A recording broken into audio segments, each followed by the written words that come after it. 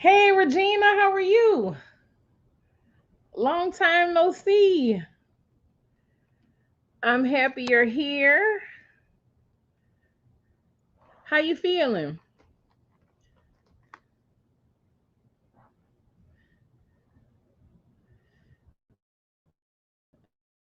Okay.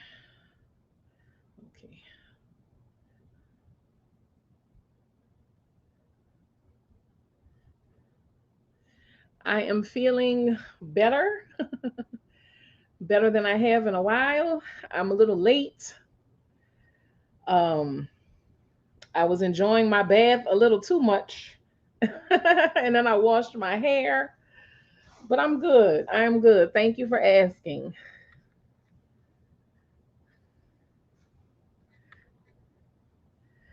What's going on? You got any good news to share? Anything positive? Any successes? Whew. Thank you, Lord.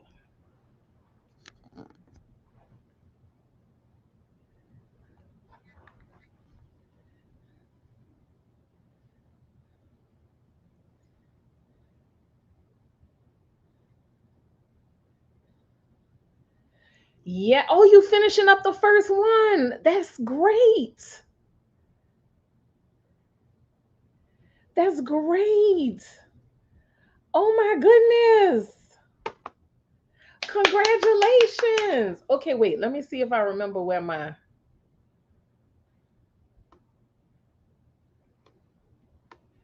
Let me see. No, that ain't it. Damn.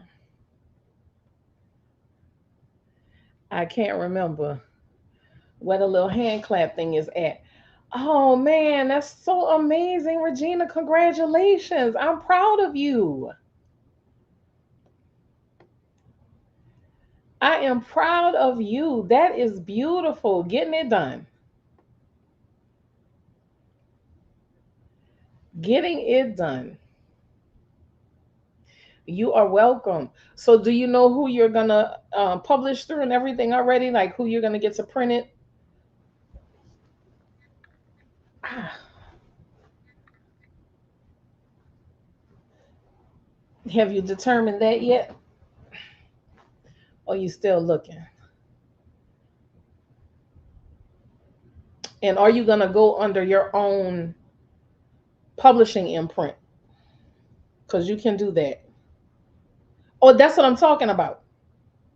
But who are you gonna get to like print your books?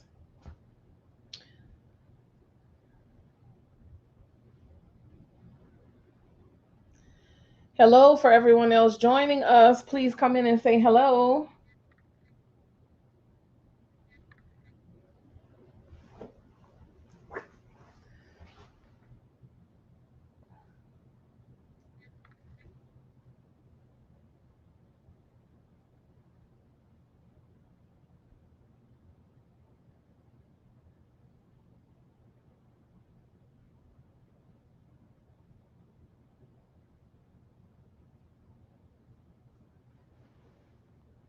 Oh, you have a mentor. Okay, good.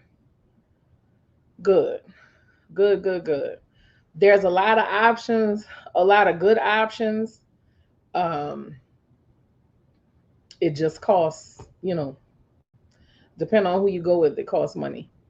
Or you could just, pay to have the books printed and, sell them yourself. Is really up to you. However you want to do it, Regina, and that's the beauty of self-publishing. You can do it however you want to.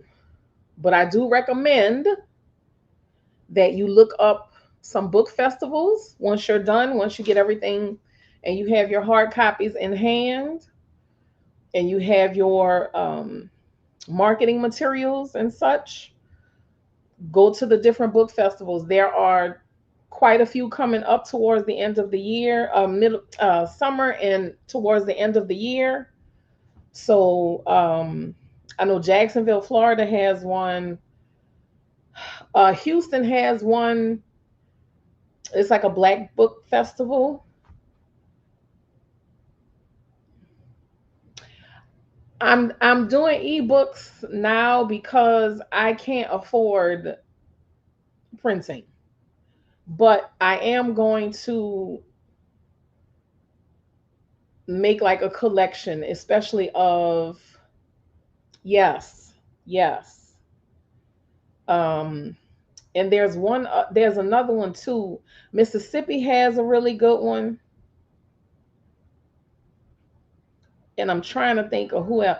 And New York has some of the best book festivals. It's really depends on where you want to go, Regina. Atlanta has one. So please, please, please, if you can, do at least two book festivals this year, because going out and meeting the people face to face, shaking their hand, them getting to know you, see you, meet you, still has a bigger impression. And then it goes through word of mouth than the internet, in my belief, especially when it comes to people who love to read. They love to make the connection with the author. So yeah, but I will be putting my books back into print as soon as I'm able to.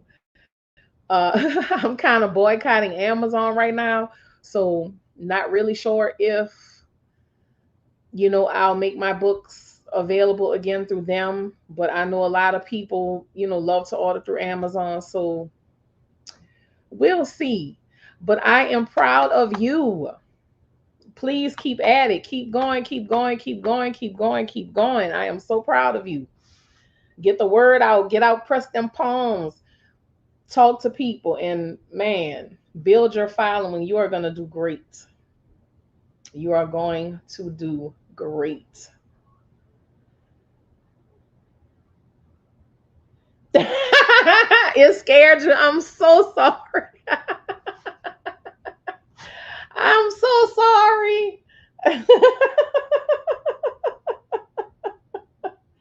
I probably should put a warning on some of the episodes, but then it wouldn't be any fun. It wouldn't be any fun if y'all had a warning that something weird was gonna happen or there was gonna be some, because then y'all gonna be listening for it. You know, you had to watch some comedy after. Please forgive me, Regina. Please forgive me for doing you that. I'm so sorry, my baby. Thank you. I appreciate it. I will be bringing Paranorleans, the Paranormal New Orleans podcast, back before the end of May. So I have a list of stories. I'm trying to work with the fact that I am living with ADHD, and I'm trying to figure out a system that works best for me to keep up with everything. So I'm working on it, but it will be back before the end of May. So I appreciate you for following me. I appreciate you for spreading the word about Paranorleans. I'm also separating my spooky content from this channel and putting it on its own Paranorleans channel. I have to finish doing that. So, plus, I'm going to be coming back with my regular spooky tales. So, all that is, I'm gearing up for all of that, and I'm really doing my best to make sure I stick with it. I appreciate that, Regina. Thank you. Thank you. Thank you. I'm probably gonna go ahead and make a compilation the same way I made a Not All Women Wear High Pants. That's a collection of 5 short stories. So I'm probably gonna do the same for like the paranormal stories, do a collection of 5. So that's that's what I'm looking at. Y'all come on in and say hello. Speak up. Say hello. So yeah. But it's and listen, Regina, especially with the Hanta virus, the Hakuna, I'm just gonna call it the Hakuna Matata virus, because I don't know if they're gonna, be blocking people, you know, from certain things, from saying certain words like they did with the big C.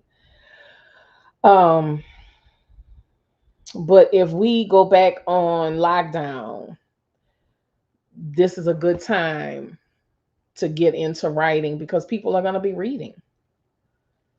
If there is going to be if you have to look at it in a positive way, this is a good time to get into writing because people are going to be looking for stuff to read. They're going to be looking for stuff to keep them occupied. So, good timing, in my opinion.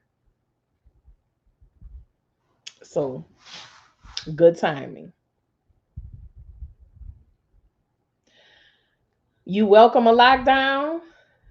What's your reasons for welcoming a lockdown, Regina? What's your reasons for welcoming a lockdown? I'm interested in hearing. If you don't mind sharing with me. It's probably the same reasons. Same reasons why I won't be mad at it. Let me just say that.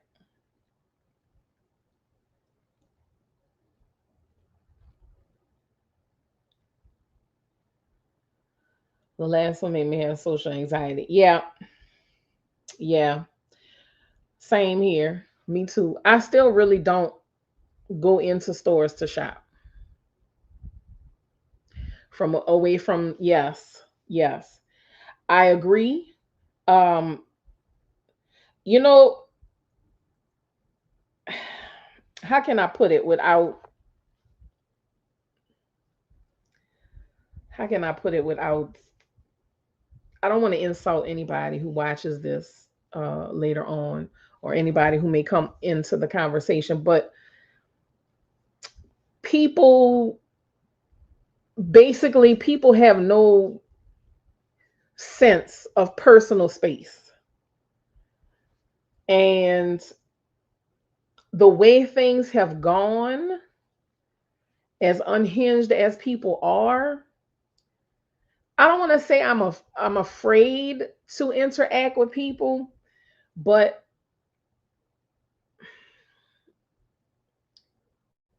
I am uncomfortable with what their reactions might be. Like if you tell a person, like if a person tells me now, oh, if they do something like this, or they're like, oh, don't touch me, I'm not gonna take that as an insult.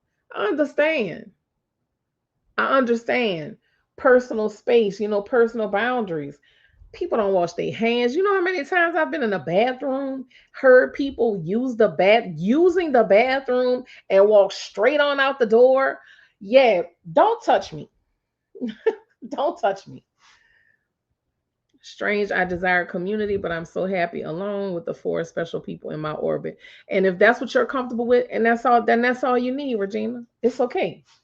That is all you need. And there's nothing wrong with that. And it's not strange either. A lot of people desire just those small, very intimate connections. Yes, I have issues trusting folks I don't know. Let me tell you something. You can't trust some of the people you do know. You can't trust some of the people you do know, let alone people that you don't. So there's that.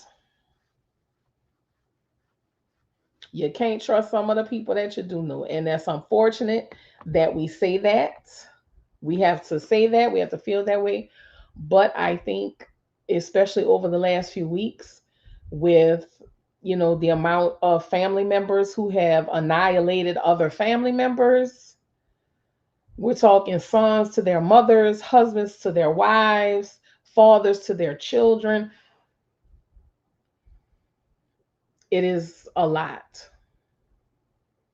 It's a lot. So I understand. Yeah, it's sad. It's horrible. Horrible. And I just feel like, and people refuse to believe that we are in a spiritual battle. We're in a spiritual battle. How else do you explain what's going on? People are under attack spiritually. And that is my belief. That is my feeling. That is why I stay in my house, or that is why I stay like you, Regina. I stay in a very close circle of people, certain family members, my children, my best friend, you know, my cousin, a couple of other really good friends that I have, because people are under attack and you cannot have yourself around people who are not spiritually inclined. I'm not talking about, people who wear the ilekis, or, they have the protections on and such. I'm not talking about those kind of people. I'm just talking about people who at least have some type of belief in something other than religion. Hold on. I'm on live, Helen. I'm going to have to call you back. Okay. All right.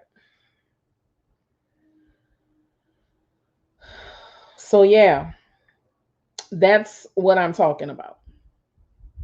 And I think it's important that we're all aware. I'm not saying you have to be well versed, but you have got to know that there are more things unknown than known in this world. Yes, a few weeks ago, my mom asked me to run to the store to grab one item, and I caught an old white woman just scowling at me. See what I'm saying? And I'm glad you brought that up, Regina, because that is connected to our topic tonight, which is racism and religion. And I was hesitant to discuss the topic because I have a mixed audience that watch me. But I can't be afraid to speak on certain things because I am a black woman and I have to move a certain way in this world. So I cannot be afraid to express myself when it comes to my thoughts, my feelings, my opinions, my experiences. So it's not to make anyone uncomfortable, but these conversations definitely need to be had. And while I love everyone, I also know the realization, the truth that people will hate you. People will hate you for being who you are. And that's not just for being black, that goes for anybody. People hate you for being gay. People hate you for being more successful. People hate you for being smarter than them. But specifically when it comes to racism,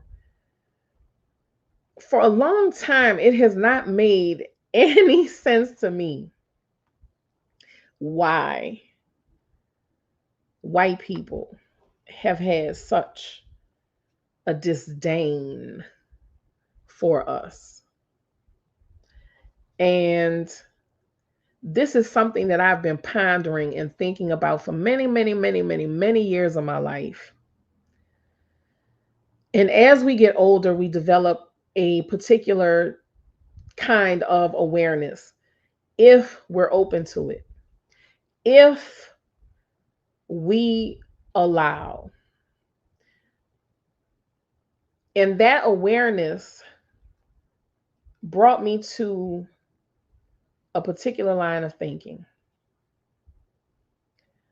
because when you ask a Caucasian person why they hate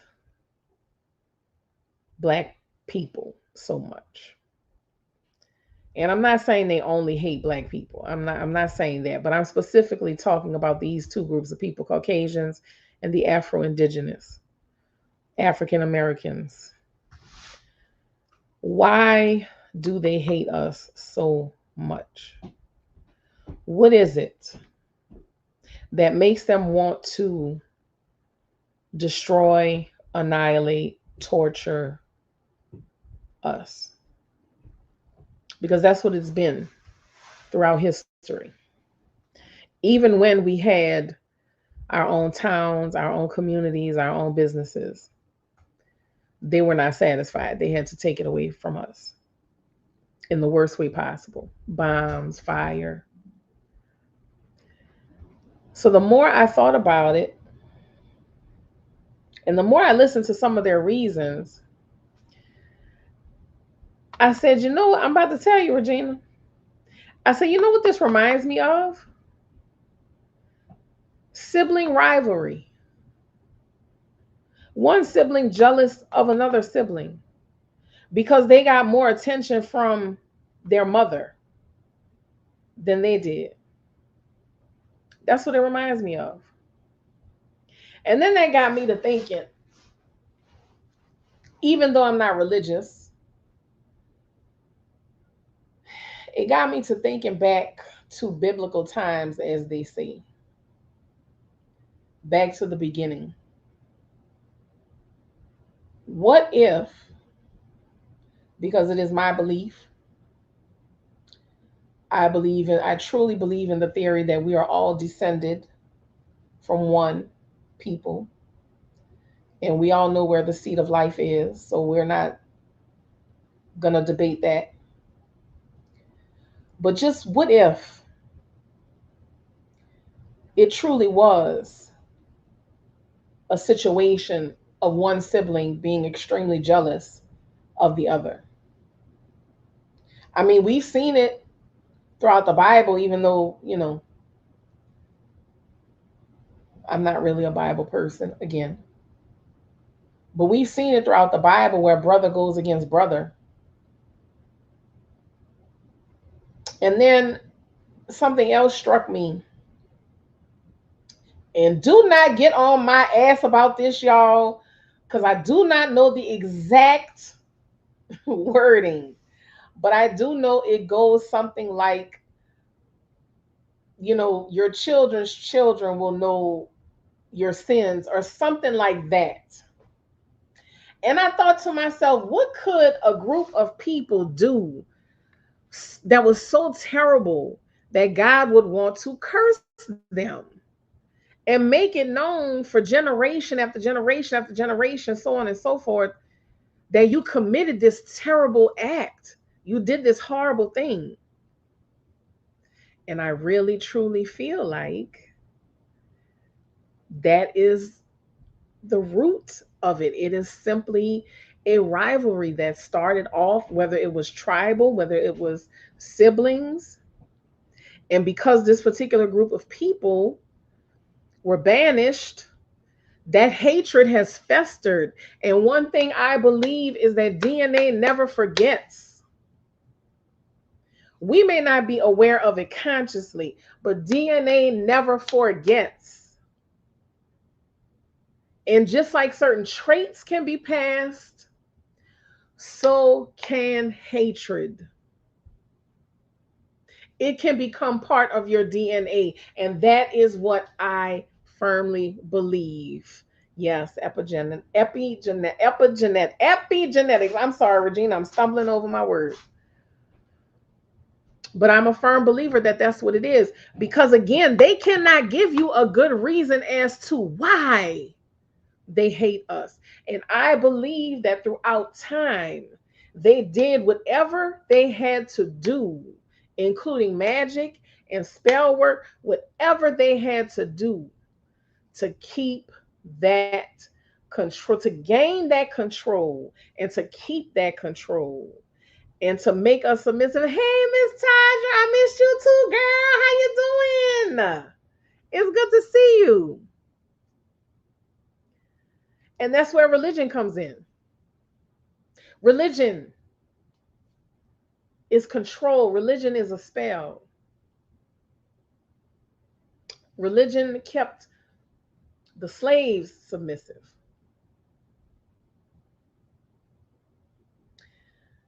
People started wars, murdered in the name of religion. That is how powerful it is. That's why the book of Psalms is a book of spells. It is all connected. It is all magic. It's all part of the spell. And I think that that is at the root of racism. It is a rivalry, it is an ancient rivalry. And the reason is resting in their DNA.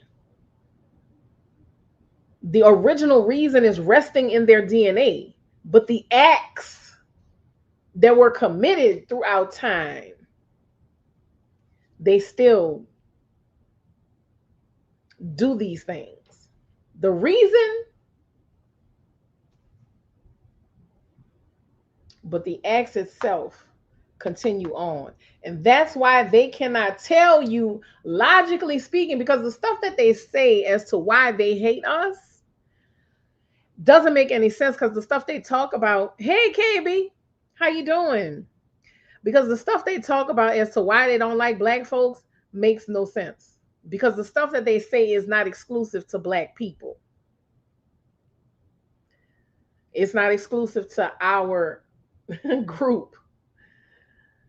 So it just didn't make sense to me. And again, I don't want to oversimplify it.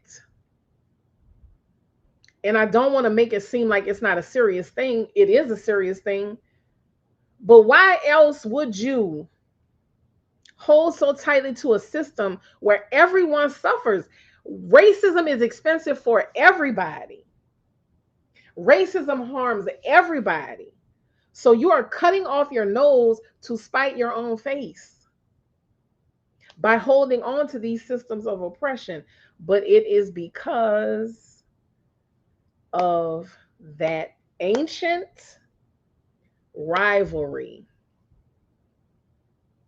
And baby, I'm telling you, them people went into them mountains, them caves, and they did some work, they made some deals. It all comes back to the spiritual. It all comes back to the spiritual. I hope I made sense. But that's just my theory. Like I said, I don't want to oversimplify it. But religion is definitely a spell to keep people compliant. You see it all over the internet with the prosperity preachers preaching, saying all kind of crazy things in the pulpit, and people are just amen, hallelujah, amen, hallelujah, pastor, pastor, pastor, pastor, pastor, pastor, pastor, pastor, pastor, pastor, pastor, pastor. You are under a spell. If you are one of them people, you are under a spell. That's what they say. I don't know, Regina. I'm believing that it is. That's why there's so much chaos in the world. But they are trying their best to hold that position. And what made me notice a lot of other things too is the Met Gala. Like the passing of the torch, so to speak. Why does Beyonce look so weird and her daughter looks, and I understand her daughter is a young lady, but why does her daughter look so youthful and full of life? Beyonce's not an old woman. Why does she look so worn out and tired? Because that energy is passing to her daughter. That magic, that spell word, whatever she did is passing to her daughter. Marie Laveau did something very similar. Marie Laveau did something very similar when her time was coming with her daughter. And I believe her daughter did it with her daughter as well. And that's why people thought Marie Laveau, was alive for hundreds of years, because that energy, they just kept passing the baton, so to speak. It seems more people are waking up. Absolutely. I remember one Father's Day, a church down here around from where I'm from. All the children and mothers in that congregation gave to the pastor who wasn't married, didn't have children. See what I'm saying, Miss Tadra? And the husbands and baby daddies didn't get nothing. Girl, she look strange, Regina? It's go and look at some pictures of her and Blue Ivy from the Met Gala. And Blue Ivy had on sunglasses. Beyonce did not. Kris Jenner too. Whose energy is she siphoning?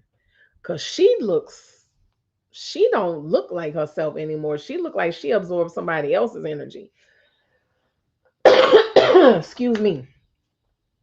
But it's just a lot of strange things. And I was so upset to see my girl Teyana Taylor there. I'm gonna have to delete her music off my um off my Apple Music. I love Tiana Taylor, but I can't support any of these people who were at that event, which is fine by me. But it is, Anna Wintour basically passed the torch to Jeff Bezos. People always talk about how evil Jeff Bezos is. You know, they are swapping power, trying to keep control. But just like you said, Regina, the time is up. The contract got to end sometime. Contracts are never in, they might say in perpetuity, but they end at some point. They end at some point. But religion has held Black folks in a chokehold.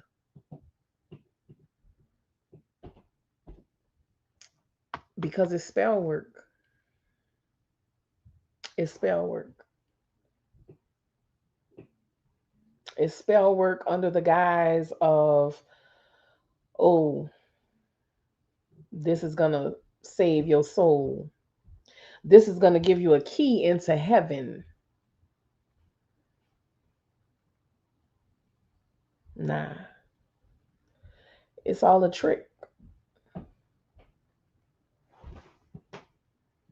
designed to keep us, like I said, compliant. But that whole Met Gala thing, it was stranger than usual to me. Stranger than usual.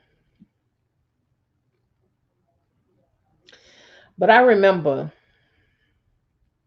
I'm going to take y'all back with me.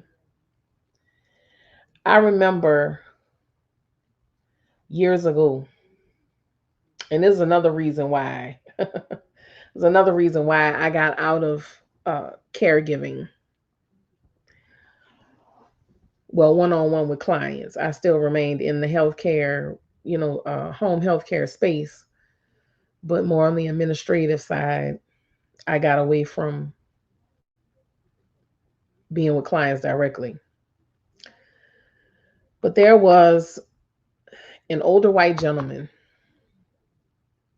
that he used to receive 24-hour services from us. And you could tell he did not like us.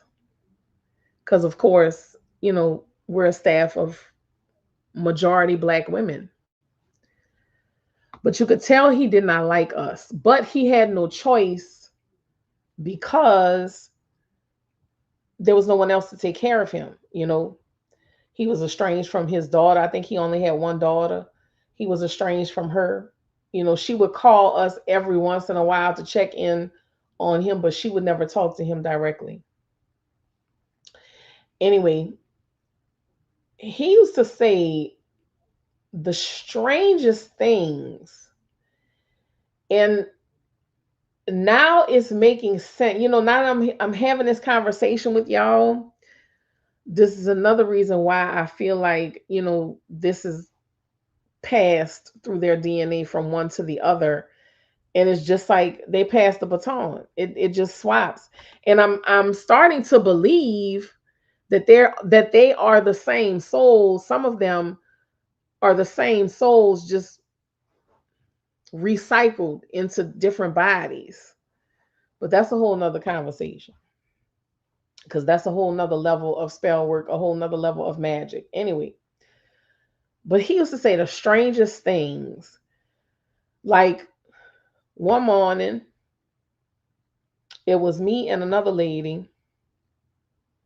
I was getting ready to leave because I had done the overnight. I was getting ready to leave. We were standing in the kitchen. She had rolled him in there because he, was in a wheelchair. She had rolled him in there to the table.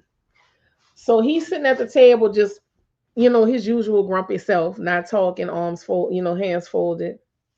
So me and her talking, while we getting his breakfast together. I'm, filling out paperwork. We doing his meds, all this. And all of a sudden he says, that's why we kept y'all in the fields. Y'all talk too goddamn much. You know, we was just like, okay, whatever. You just brush it off. So there was another time, but I'm gonna tell y'all why how it's coming together now. So there was another time where another one of my coworkers, she has stayed with him. And she called me the next day because she was off the next day. She said, Kim, I gotta tell you what happened with Mr. So and so. I said, what, girl? She said, well, I gave him his meds. I fed him his lunch. She said, we were sitting down watching TV.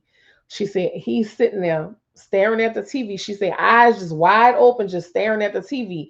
She said, he starts grumbling like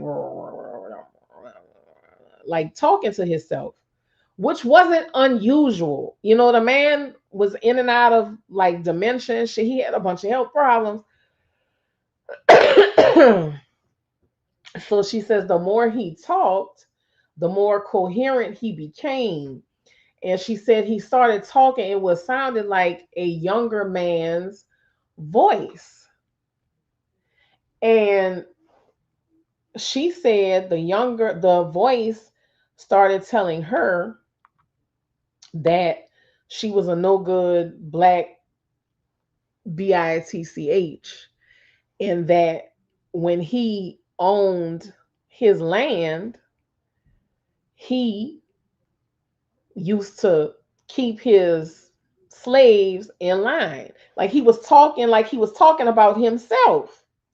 So she's like, I'm just listening to him ramble because what are you gonna do? What are you gonna say? You want your job, you want to make your money, you gonna beat the shit out of an old man? No, because then you get in trouble. You abuse these people no matter how cruel they are to you, no matter what they say to you, you do them something, you end up in trouble. You see what I'm saying? But anyway, so she said he kept going on and on and on, talking about when he owned his land, when he owned his property, when they were working in the fields, when they were doing. And she said the longer she listened, the more he went on.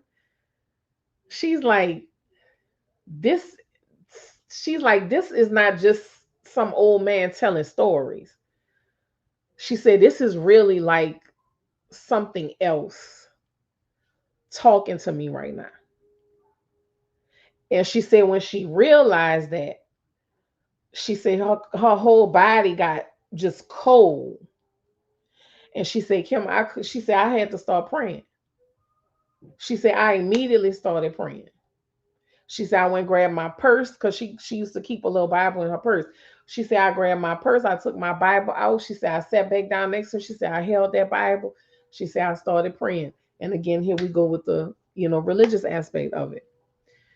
She said, the more she prayed, he started kind of, you know, backing down. She said until eventually he just kind of settled back down and he was just back to staring at the TV, mumbling again. You know, at the time, was it weird? Absolutely. These old people do a lot of weird shit. I've told y'all stories about it. But in recalling this, that makes me think that that's what they truly do. Their souls just kind of go from one body to the next. Like it's still the same entity, if that makes any sense, if y'all get what I'm saying. Like he was really remembering or really talking about something that he had done. Hey, Kendra. Like he was talking about something that he had really done. So, and it's the hatred. Like I said, it's the hatred that keeps them going. It's the hatred, that ancient hatred. And I firmly believe, and I'm gonna stand on this. I firmly believe that it's siblings, that it was siblings that split. And one sibling was jealous of the other sibling because they got more attention from the mother. Because I believe in divine feminine. They got more attention from the mother. They were, you know, maybe more successful, had more. So, and this is what it comes down to. And they've been trying to destroy us ever since. And again, I'm not trying to oversimplify it, but I just want y'all to think like today. I saw in, who was it, Idaho, a mayor of some town in Idaho no longer wants to honor Juneteenth. He wants to take it back to Columbus Day. He don't want to call it Juneteenth. Of course, most of the people on the council or whatever it was agree with him. He just doesn't feel it's important. And I thought to myself, listening to him speak, I said, that is a jealous sibling. That is a jealous sibling right there. That's all it is. It's a fucking jealous sibling who hates the fact that their other sibling is more successful, has more talent, got more attention from the mother than they did. That's what it reminded me of. And it's crazy, again, for it to come down to something so simple. But truly, I believe that that is what it is. And until the two halves that were fractured can come together, this is going to be a condition that we are going to continue to have. But I mean, technically, they under a spell too. They put a spell on us to, keep us oppressed, but they're under a spell as well. Spell works both ways. You got to watch what you put out because it affects you too. That's my belief. So we are the loving sibling. That's why we're so forgiving. People always talk about black folks, especially black women. Oh, so forgiving, embrace you, this, that, and the third. Because that's the sibling that we were. That's the sibling that we were. No matter what our sibling did to us, we forgave them until it got to a point where the mother couldn't forgive it anymore. And she was like, you got to fucking go. Excuse me, you cursed. You out of here.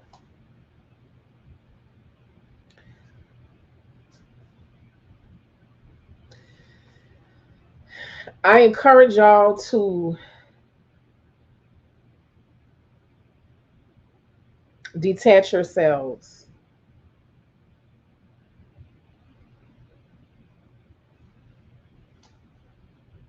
I mean, you could look at it that way too, Regina. I mean, this is just my theory because of the vibe, because of the vibe that it gives me. Because we are all created from that one. We are all part of that one. That's why I say sibling. But I do agree with you. Definitely demons. But I want to encourage y'all to stop holding so tightly to religion and get reconnected to your spiritual self. Lately, I have found myself being drawn more to the trees. The other day, I was outside and the wind was blowing, and I delicately grabbed one of the branches of one of the trees with the leaves, and I was singing to it. We are being called back to that natural state, that spirituality, to where we are connected with everything.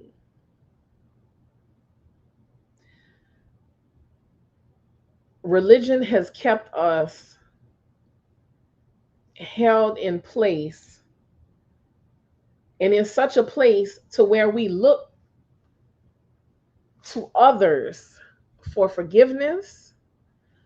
We are looking to others to tell us how to live, how to exist, to tell us what's right, what's wrong in the eyes of God.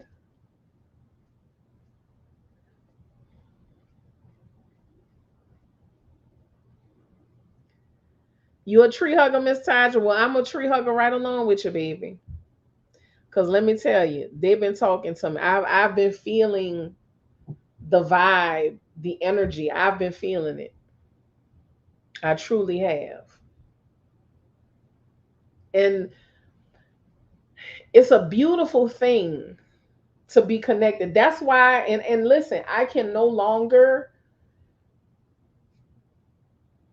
take the stories of animal cruelty. If somebody is has done a post about an animal suffering, I can't watch it. I can't listen to it.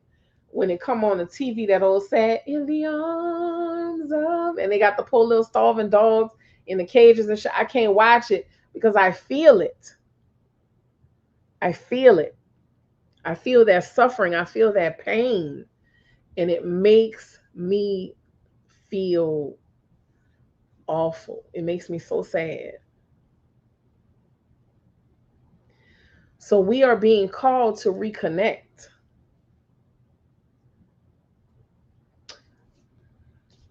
There are a lot of people who have completely disconnected from their humanity.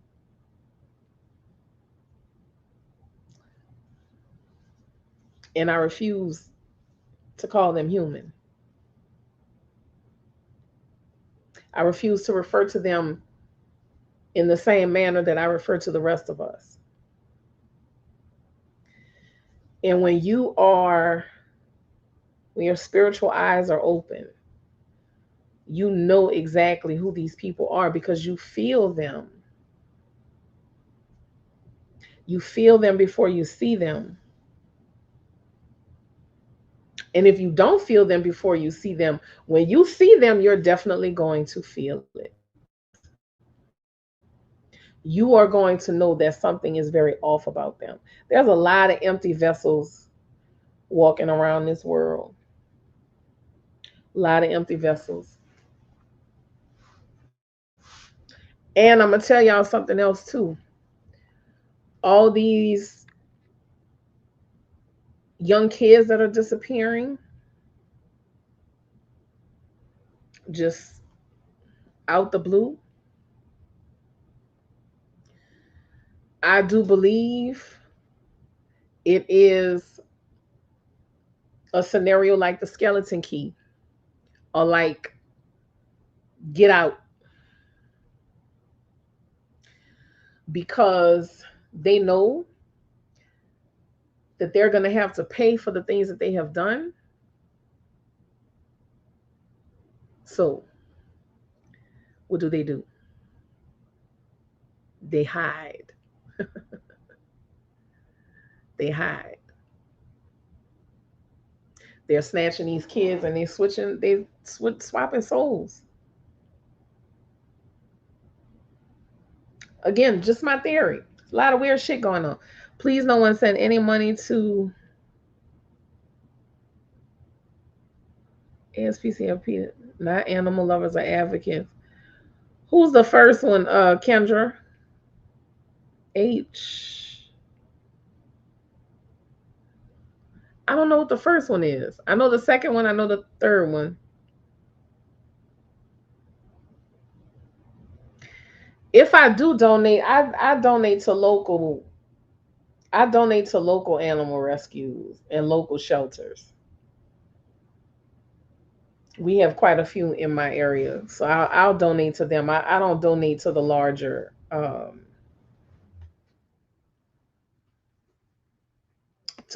organizations because I just don't feel like they do right by them with the money. Oh, Humane Society. Okay, thank you. I forgot they even existed, child. I forgot they even existed. But thank you, Kendra, for letting us know that. So I don't know. What do y'all think? I'm just trying to figure this all out because I'm a why person. I need to know why. I need to know. I need to figure it out. And while I may not be spot on in my theory, I think I'm close. Is it going to solve anything? No, probably not.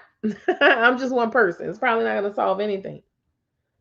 But if I could at least make y'all think by us talking about it, us having a conversation, I think that's helpful. I think it's a step in the right direction to raise awareness. Definitely. But you know, and some of y'all are probably going to agree with me on this. But I'm at a disagree with me on this. I'm sorry. But I'm at a point in my life where I don't hate anybody. People could hate me. People could not like me. Like that's fine. Even if you're racist towards me, I'm not gonna take it as that's how you feel. That's okay. As long as you're not trying to physically harm me, you could believe what you want. You could say what you want. Just don't try and physically harm me because that's a whole nother ball game. And don't try to physically harm anybody that I love or care about. Because again, whole nother ball game. But any hatred that you have for me, any insults that you want to hurl at me, that's fine. You're entitled to feel how you feel. You're entitled to believe what you want to believe. Because I'm not the one that's missing out. I'm not the one that's suffering. You the one that's suffering. Hey, Miss Williams. You're the one that's suffering. Because just imagine how miserable of an existence it is to where you hate an entire group of people and you miss out on so many wonderful experiences in life. Even the racists who are in power and in control, they not happy. Do y'all see do y'all see the looks on their faces? Them people are not happy. They are fucking miserable. Hatred is hard on your health and your mental well-being. But them people ain't happy. They got money. What does money do for you? Money is a tool. But money cannot save your soul. Money cannot save your soul, baby. That doesn't matter on the other side. And that's where people have it twisted. They think, oh, I'm going to do this in this existence. But see, that's why I say they don't truly believe in a higher power. They don't truly believe in God. They're not real Christian. They're not truly Christian or whatever they claim to be. Because if they were, they would know that even if God forgives, you still have to answer for the things that you've done in this life. What they like to say, St. Peter at the pearly gates with the book, everything written down about your life. They don't believe in that. They don't believe in anything but power. and money. Money is their God. They, again, are using their Christianity, their religion, to control, to keep the systems of oppression in place. Hey, Nicole. But they don't really believe in any of the stuff that they preach about God. Because if they did, they would know that what you do in this life, in this existence, you answer for in the next. And they would be much better people if they truly believed.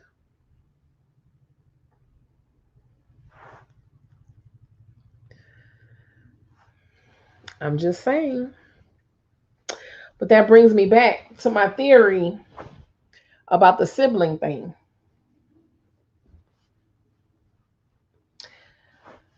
Hatred of the mother. So they are disconnected from her too.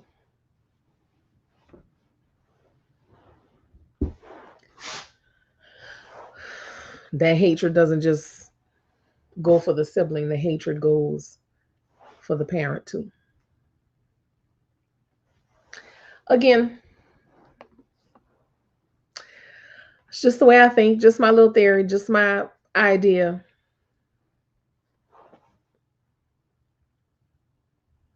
But if you are a person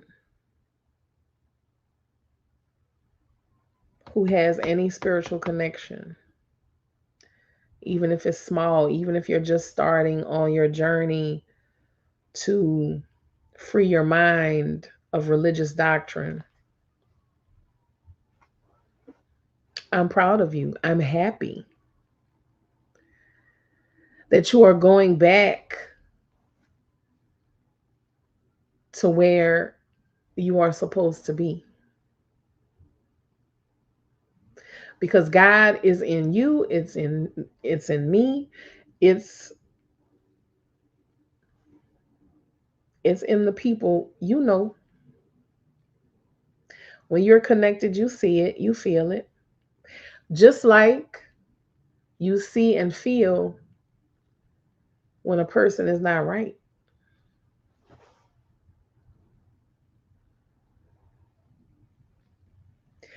All of this is happening to draw us back to where we are supposed to be.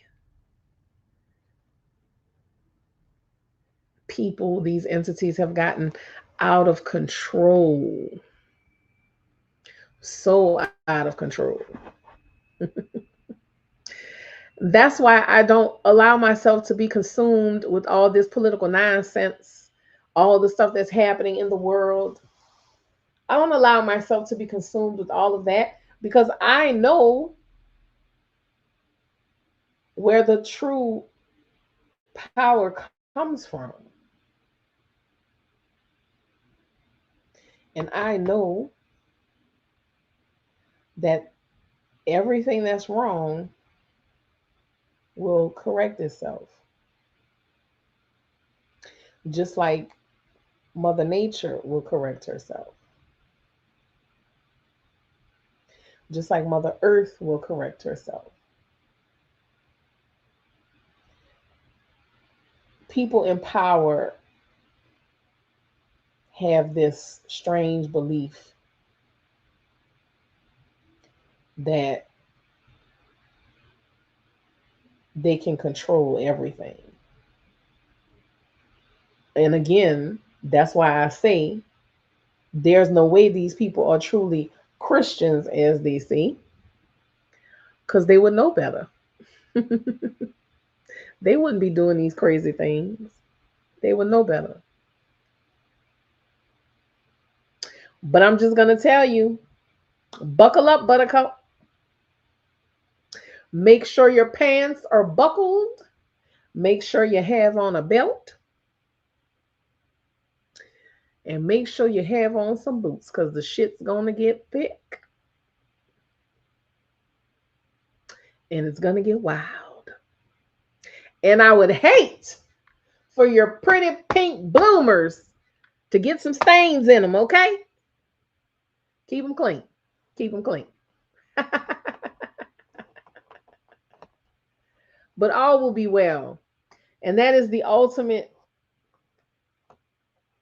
as the ultimate message I want y'all to receive tonight.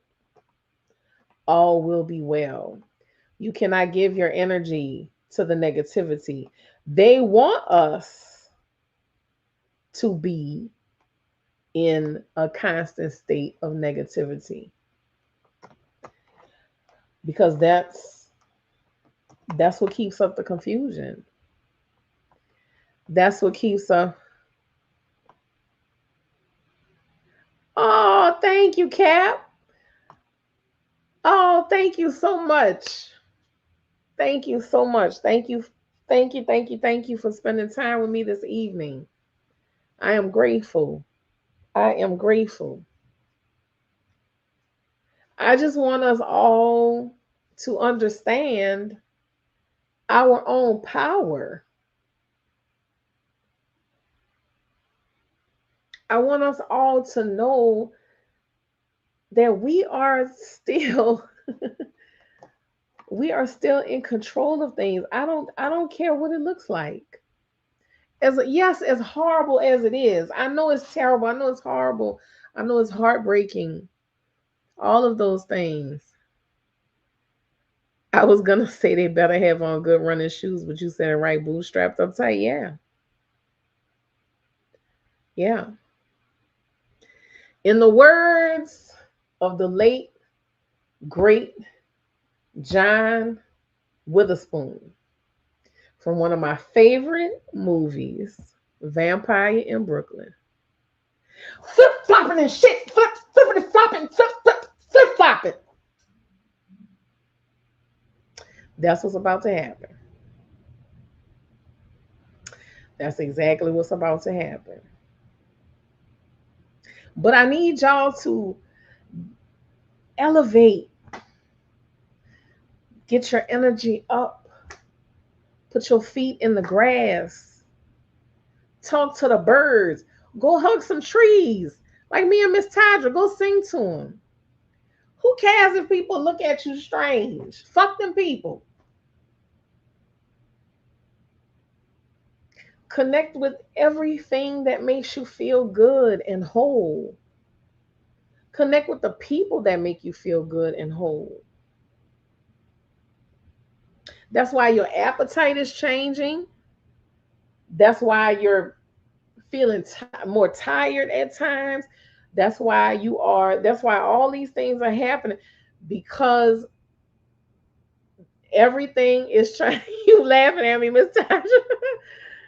Because everything is being made right. And right now we're on the most dangerous part of the roller coaster.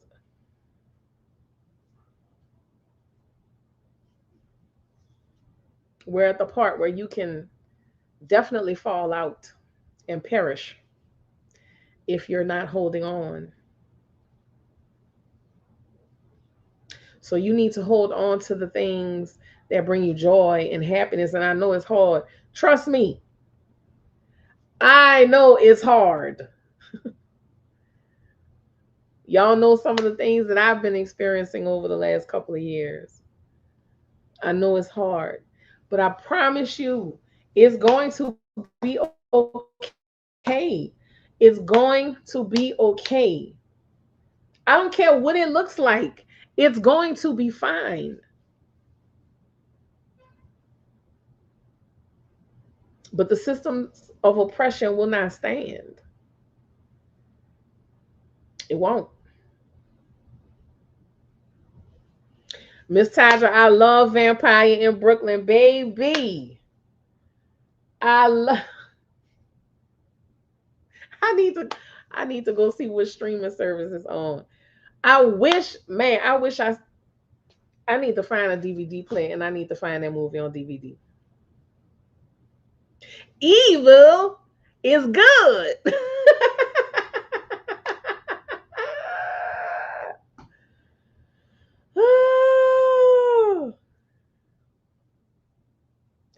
Eddie Murphy know he is man. Eddie Murphy know he is a clown, a talented clown, but a clown nonetheless.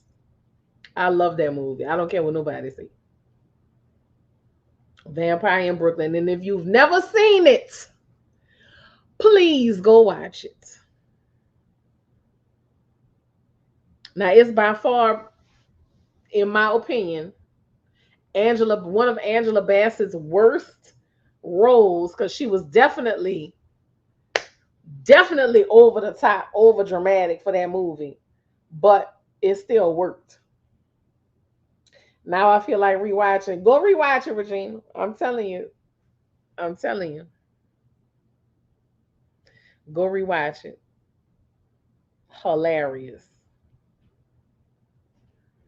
I love that movie. Oh, it's on Pluto. Okay, good. Thank you, Miss Tadra. Thank you, thank you. And if you get yourself a piece of evil ass, that's right. Ah, yes. Yes, Miss Tadra. Oh, oh my God, that is so funny. I love it. I love it. I love it. I love it. I love it. Oh my God, that is so funny. I'm gonna have to go put my TV on. I haven't turned my TV on in months. Months. I gotta get Tristan to move it from my bedroom to the living room. Cause I just don't want a TV in my bedroom. Like I don't want a TV in my bedroom. I don't want anything reflecting back at me. I just don't, I don't even bring my laptop in my bedroom. It's on Pluto and Paramount. Thank you. Thank you, T. Williams. Thank you. I hope I made sense tonight, y'all. I was trying to sound I was trying to make a profound point. I was trying to make a profound point, but I hope y'all understand where I'm coming from. I just feel like we are all so fractured. Um, we have forgotten that we truly all come from one source.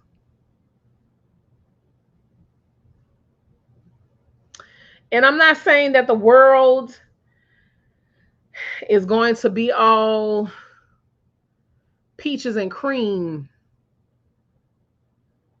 and kumbaya, as they say, because I'm also of the firm belief that the nature of man, notice I say man, the nature of man is truly awful.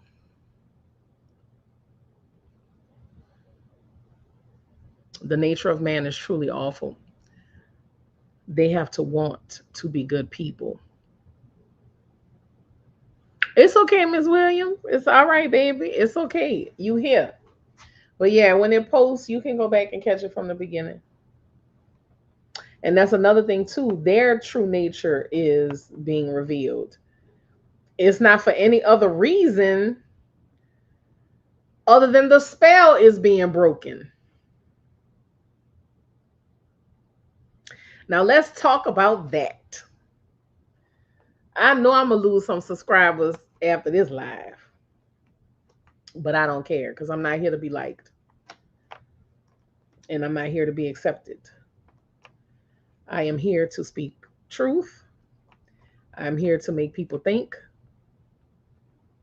I'm here as an observer of people.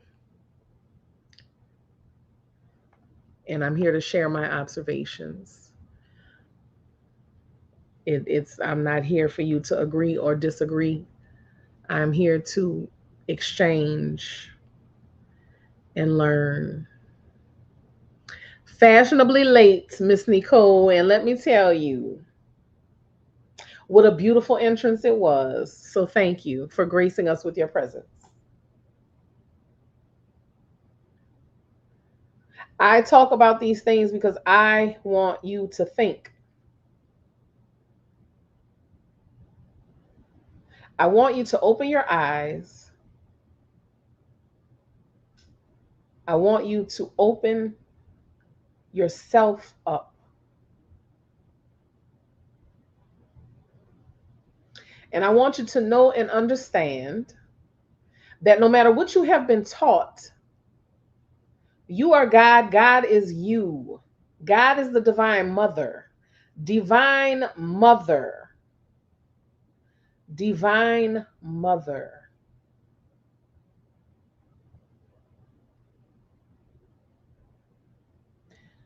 Don't ever forget that. Don't let anyone tell you that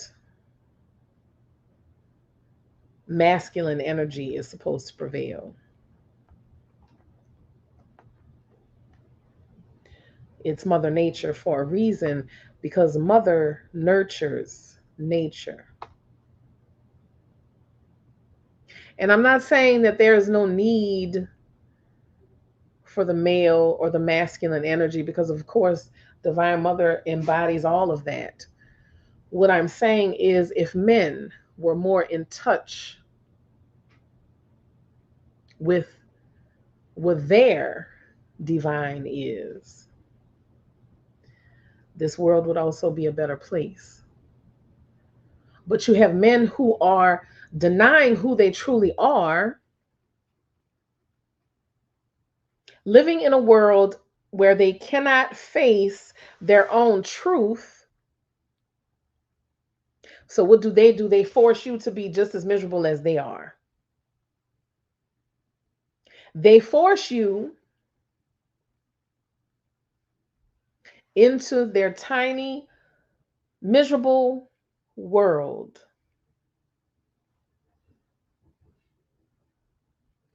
because they refuse to accept what is truth.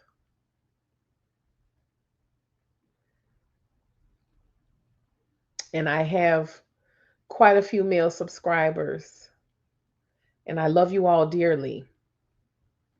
I don't believe any of you are those types of men, but I don't know. I would hope you're not. But what I'm saying is, we are all part of one source. One source.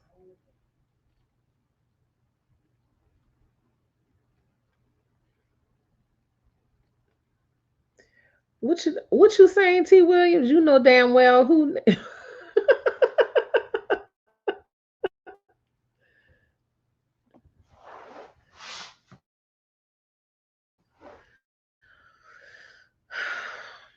I just feel like we see each other.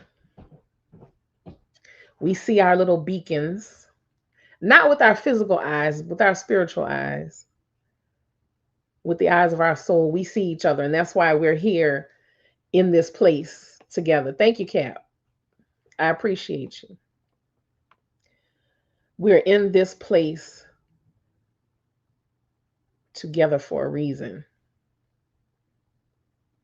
because we're a reflection of each other. And I don't mean in a physical way, I mean in a spiritual way, in an energetic way. We are a reflection of each other. That's why I tell y'all I love y'all. I truly love y'all. Why? Because I love myself. And I love all parts of myself. And y'all are a part of me, and I'm a part of you. And I hope you love yourself as well. And that is how we heal the collective. That is how we heal the collective. That is how we raise the vibration. That is how we heal every last one of us. Do I have answers as to why we do each other in?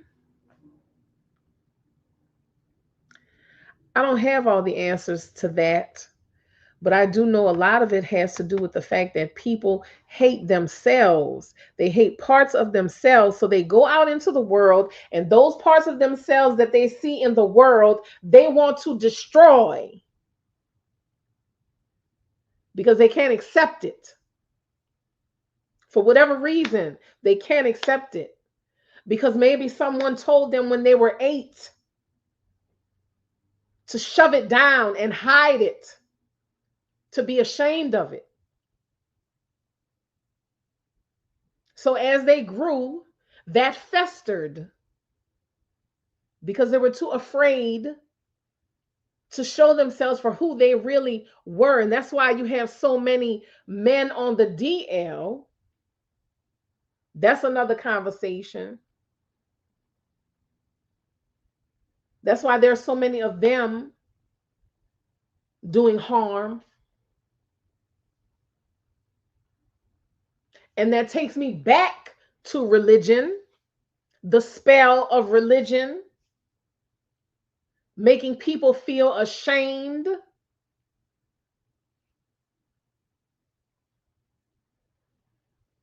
If God is love and love is God, why should people be ashamed of who they really are?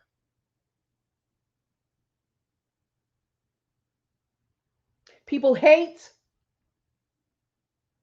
what's in themselves that they see in others.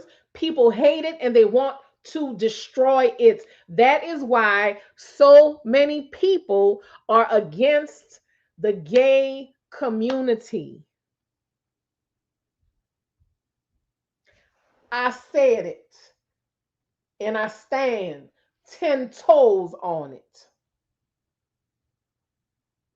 They hate what they are. Why? Again, because we are reflections of each other.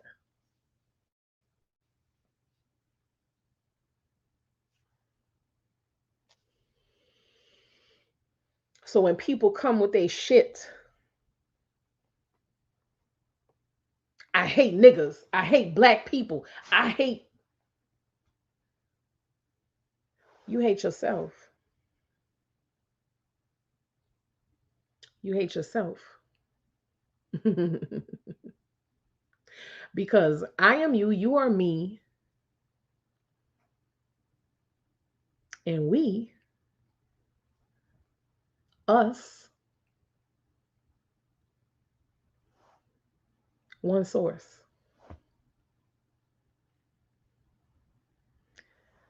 Lack of understanding, lack of self awareness.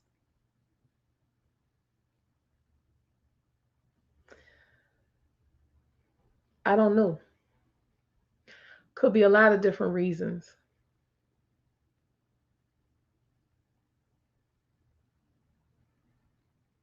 But I do know that it is hatred's duty to kill kindness. It is hatred's duty to destroy love.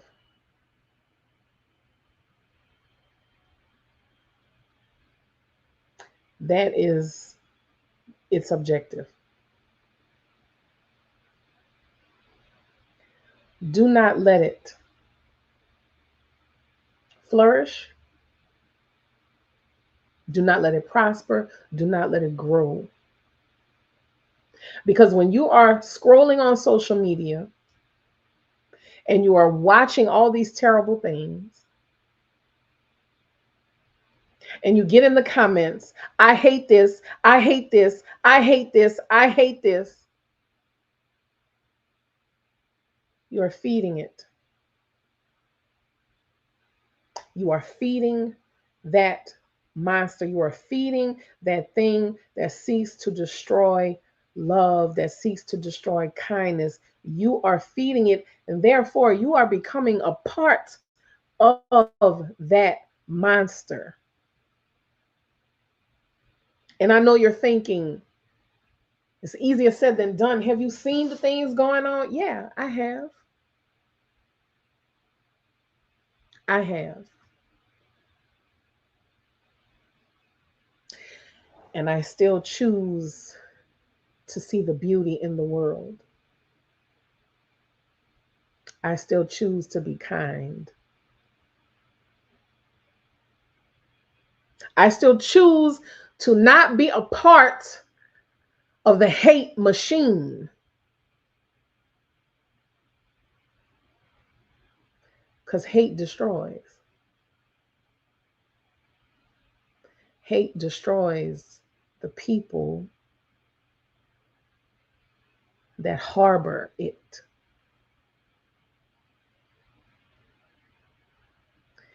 I have said again and again that when you catch someone always downing people different from them, they are trying to hide something about themselves. They are who or what they proclaim to hate. Exactly. Exactly. Which is another reason why racist people, specifically Caucasians, hate us so much because we are all one. And see, they hate that message. They hate that message. They hate to hear that.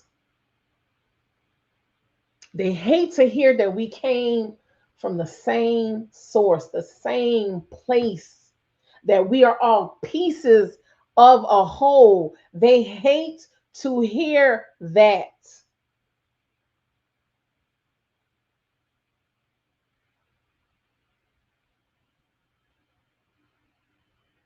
But I don't care.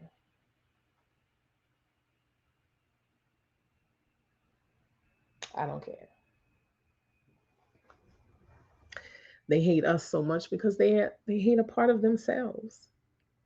That's why I say siblings. Mother gave one,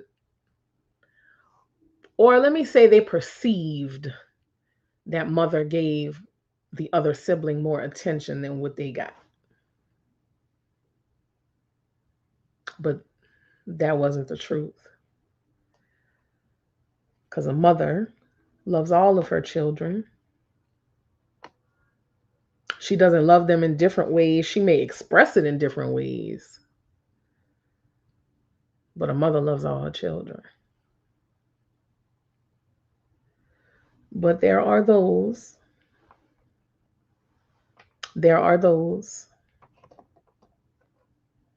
who I firmly believe come into the world soulless, empty. I haven't figured out what that is yet, but it's something. Because again, there is more unknown in this world than there is known. And I firmly believe you can take everything back to the spiritual. So, this is the journey that I'm on, y'all. I seek to understand,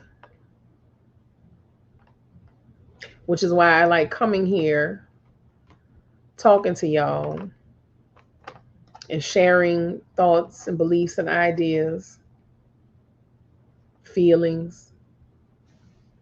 Hey, hey there. Long time no see. Happy to have you. Glad you made it.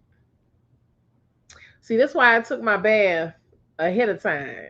I was like 15 minutes late getting on here because I ended up washing my hair. But it's 8:42 and I could keep going. I could keep going. I could keep talking. I could keep going. I could keep rolling. It has been a while. Yes, it has. Yes, it has. I hope you're doing well. I hope all of you are doing well. But I want y'all to Be mindful and not get consumed. Like I know they got this Hakuna Matata thing on the cruise ship. You know, people are worried about it. I mean, act accordingly, but please don't get lost in it. That is a blessing. That is a blessing. I sure am. I can't complain. That is a blessing. But please don't get lost in the craziness, y'all. Please, I beg you. Don't get lost in the craziness. Because this is just one big effort to harness energy. Y'all remember Monsters Inc., where they thought scaring the children produced more energy, but it was actually the joy, the laughter from the kids that produced the most? Yeah. Keep that in mind. Remain joyful. Remain joy filled. And I know people are struggling in so many ways right now.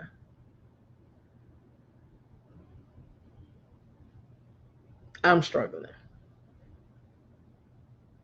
But I know people are struggling in so many ways right now. But there's always something to find joy in. There's always some act of kindness. There's always something. Please do not get lost in the hatred and the negativity, because then that's only going to make things worse. It's only going to cloud your mind even more. And I'm going to say this specifically to my Black people, because I know there's a lot of things that they're trying to levy against us, a lot of things that they're trying to strip away from us. But please keep this in mind. We survive. Our ancestors survived unspeakable atrocities so that we could be here. Don't let them down. Don't let them down. But for everybody, we're going to make it.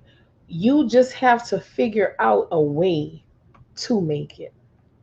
And that is why community connections are so important. And that is why I say people who hate are going to suffer. Why? Because they're going to starve. They're going to be thirsty. People who operate from a place of love and kindness will never be hungry. They will never be thirsty.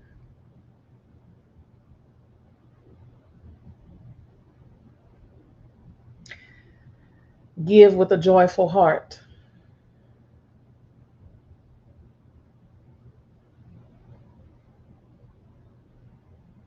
Give with a joyful heart. Because it doesn't make any sense to try and hold on to anything. But we're going to be fine. All of us are going to be fine. We just have to know who we can truly rely on. And that's one another. We're going to have to rely on each other. We're going to have to support each other. People have to stop being afraid of one person having more than what they've got.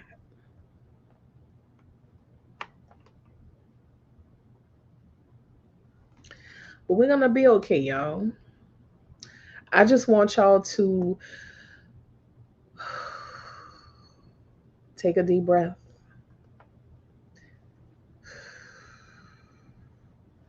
And exhale. Because you've been holding on to that tension. You've been so worried. And I know what some of y'all are thinking. Kim, that ain't going to pay no fucking bills. That ain't going to keep the lights on. That ain't going to keep me in my car. That ain't going to... I understand all of that. I get it. But what choice do you have? What choice do you have? You gonna let these motherfuckers put you in a state of panic?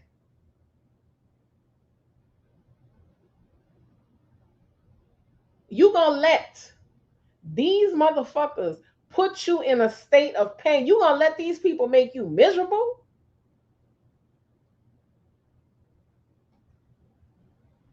You really gonna let them do that? So what if you lose material possessions? You can get it back. You can get it back. Everything you lose will be replaced times 3, times 5, times 10. But you cannot lose your humanity. You cannot lose your kindness. You cannot lose love. You cannot lose yourself. You cannot give in. And I know some people watching this are barely hanging on right now.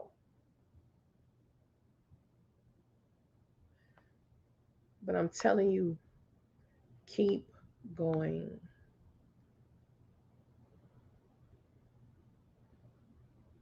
Because what's on the other side of all of this,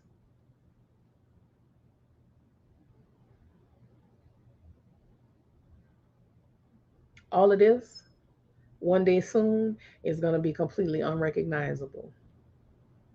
That's how significant of a change is coming. And if you give up before that happens, baby, you're not about to be around here an angry spirit bothering the shit out of me or anybody else or any of your loved ones mad because you decided you was going to give up. Uh-uh. Mm-mm. Because I'm going to put you right on out. I'm going to put you right on out. Send you to the other side. Go across the street with all that nonsense. Hang on. It's going to be all right. And I know some of y'all are probably saying, Kim, I'm living in my car right now. My lights is off. My water's off. I ain't got no food in my refrigerator. I'm behind on this. I'm behind on that.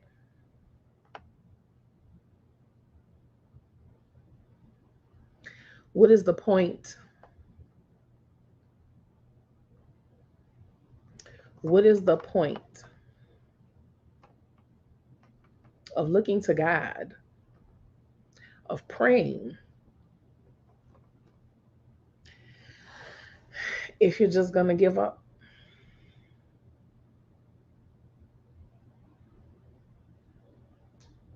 There's a way. There's a way for everything. And sometimes you have to lose to make space, to change perspective. I remember when Katrina came, it took a long time to get over the fact that we had lost so many material possessions, things that we'd had for years, just shit just gone. Your home just gone. Baby pictures gone. I had so many baby pictures of Tristan. All that's gone.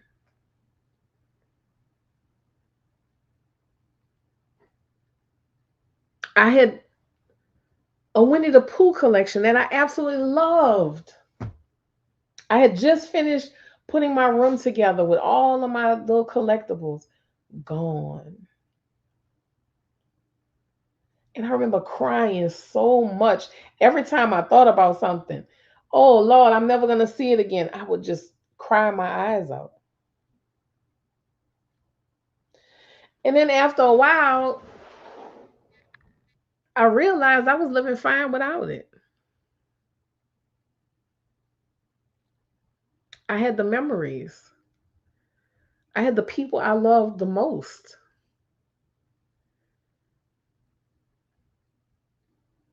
You learn. You learn. But you have to hang on. You have to hang on. I do not want you to give up. You have to have a plan. Oh, Lady Gemini. And you know what I had thought about, which I do have a couple of Winnie the Pooh mugs. Like I do have some small things that I started collecting again. And I think I'm gonna start collecting it again.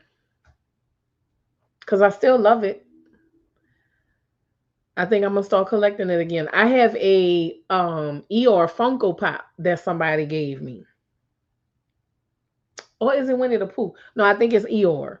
I said I was gonna get the Winnie the Pooh Funko Pop to go with it. Or all the little, all the little collectibles, all the little Funko Pop Winnie the Pooh collectibles. So start your collection again. Start your collection again. It's all right, Cap. It's all right. You know why? Because me, my children, my mama, my daddy, my grandparents, because both of my mom's parents were alive at the time, we were safe. House is rebuilt. These things can be replaced. But you know what? We have some of the best memories from that time. Jeremy was 5. Jeremy was 5. My dad, because my daddy from the country, so my dad had been through a lot of storms and shit. So he was like, we gonna stay.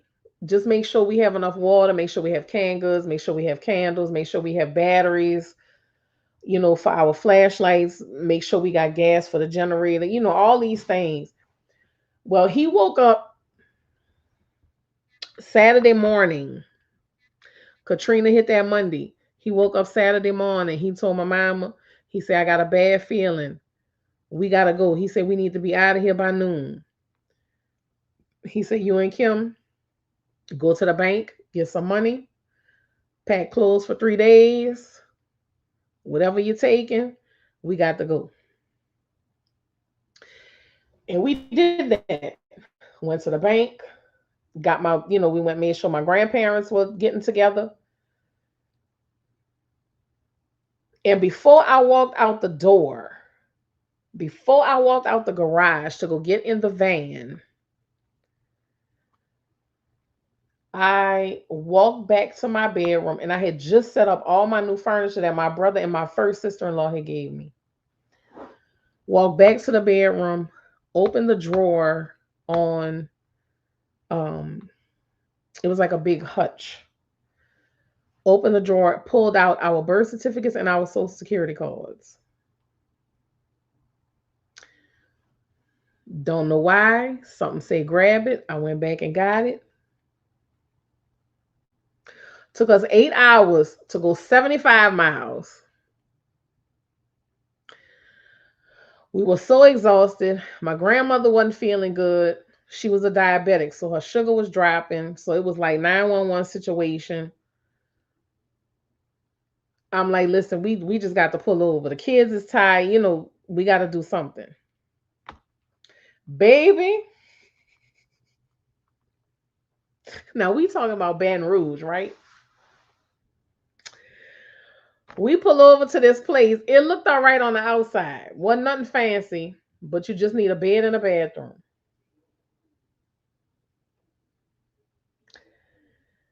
Get 2 rooms. One for me and the boys. One for my mama, my daddy, and my grandparents. My mama come with the key. We open the door. Now Jeremy's 5. We open the door. My daddy walk in.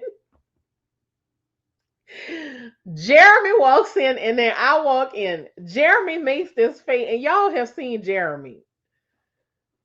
as an adult. Jeremy walks in and he goes, he's looking around. This is the face he's making. This place is a dump. And my daddy doubled over with laughter so hard he had to sit down. My daddy was laughing so hard. Jeremy walked in and said, "This place is a dump." And it brought laughter to our souls after a tough 8, almost 9 hours on a road. A trip that normally take an hour and 30 minutes. So the rooms was just messed up. My grandmother was sick. We had to call 911 for her. The phone wasn't working in the room. So while we waiting on the ambulance, fire department to come get my grandmother, my mom was like, "Listen, y'all got to find us somewhere else to go. I'm gonna go to the hospital with my mama, but I'm going to get our money back." Well, in the meantime, the maintenance man had come because my mom was like, "The phone is not working. I had to call 911, blah, blah, blah, blah, blah." "Hey, mommy, how are you?"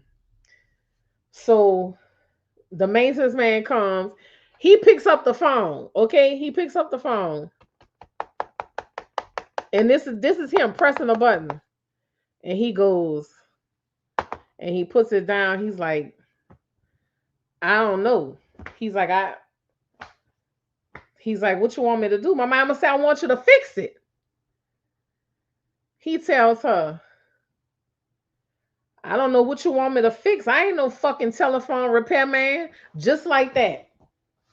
Just like that. Why he said that, baby? Why he said that to that Scorpio woman born on October 31st? Why he said that to her? She said, "I'm going to show you. I'm going to get my fucking money back." And he was like, "You ain't getting no refund, ma'am." My mama said, "Watch me." Baby Carol went to that front, okay? And they had other people trying to get rooms, not people from Katrina, but like other people. It was basically like a whole motel, you know, ladies of the night and a whole lot of rugs and rug dealers. You know what I'm saying? It was that kind of place. "Hey, Monica, how are you?" so, so baby, my mama went to the front. 5 minutes later, she came back with a full refund. By that time, I'm on my cell phone crying my eyes out, trying to find another hotel for us to go to. Thankfully, Comfort Suites, which was just a little ways up the road, they told me they had one room. I said, "I don't care. I'll sleep on the floor with my children. We just got to get the fuck out of here." But when we got there, they had two rooms. So we got the last two rooms at the Comfort Suites. Baby, let me tell y'all something. I asked my mama when she came back from the hospital with my grandmother. I said, "Ma, what you went told them people to get your money back?" She said, "I told them I was going to call the police and the news and flood the whole hotel and tell them they were selling hoes and rugs all up and through here." And she said the lady opened her little register, opened her little drawer, and gave her all her money back. She was like, "Ma'am, please leave." I said all of that to say them two things, the thing Jeremy said and what the maintenance man said, we laughed about for years. Okay? One time the air conditioner broke at my parents' house. And my daddy was trying to fix it. And he came back from trying to fix it. He sat down, he was shaking his head. I said, "Dad, what's wrong?" He said, "I ain't no fucking air conditioner repairman."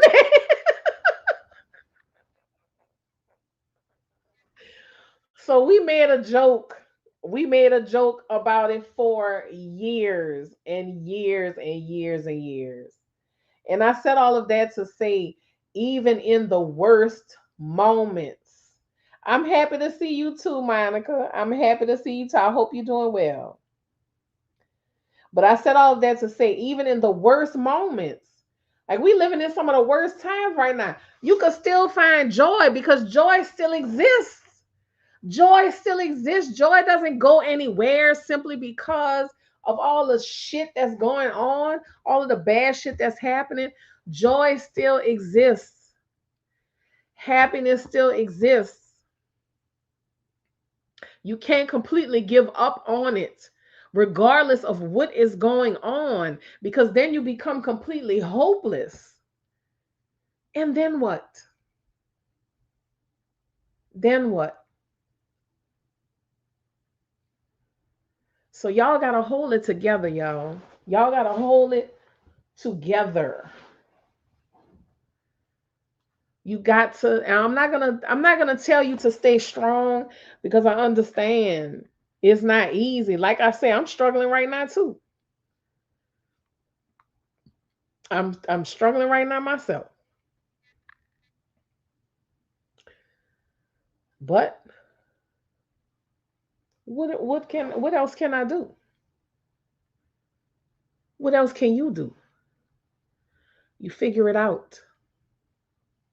Because there's always a way.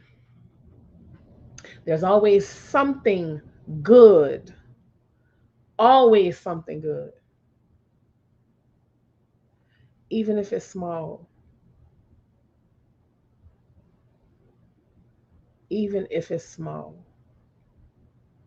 So I need y'all to find that. I need y'all to hold on to that. I need y'all to look for that. But the amount of people who are coming together to help each other during these times is amazing. I just saw a post on Instagram, a husband and wife, they have a special needs child. The husband went to the dentist. His dental work is going to cost over $4,000. The wife went to make a video and was like, listen, I just need y'all to watch this video for 1 minute and 1 second. Comment, share, do something so I can raise this money, so I can make this money, so I can go to the dentist and pay for his surgery, for the work that he needs. So the next time he goes to get a cleaning, they can surprise him and say your dental work is covered. There were thousands of comments. I mean, thousands upon thousands of comments,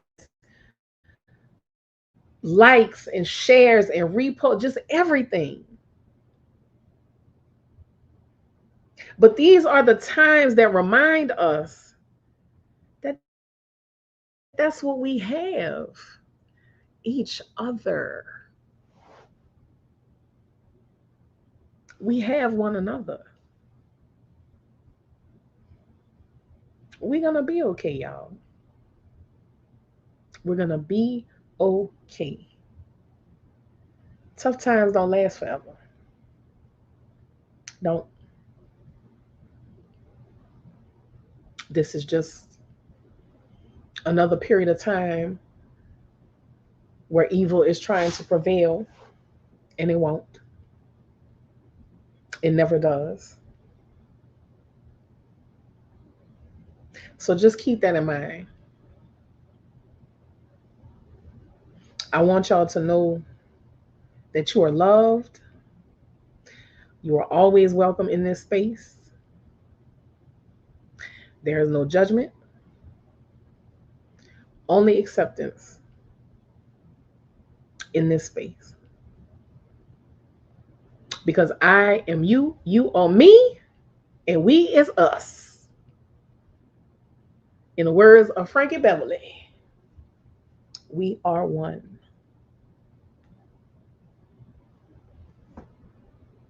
That's it, that's all. And I've been on here for almost 2 hours running my mouth. And I want to thank y'all for being here with me.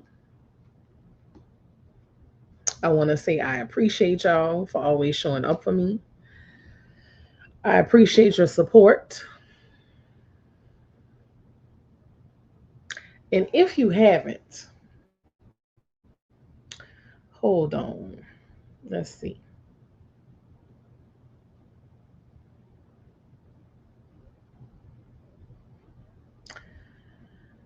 There is something, let's see. Here we go.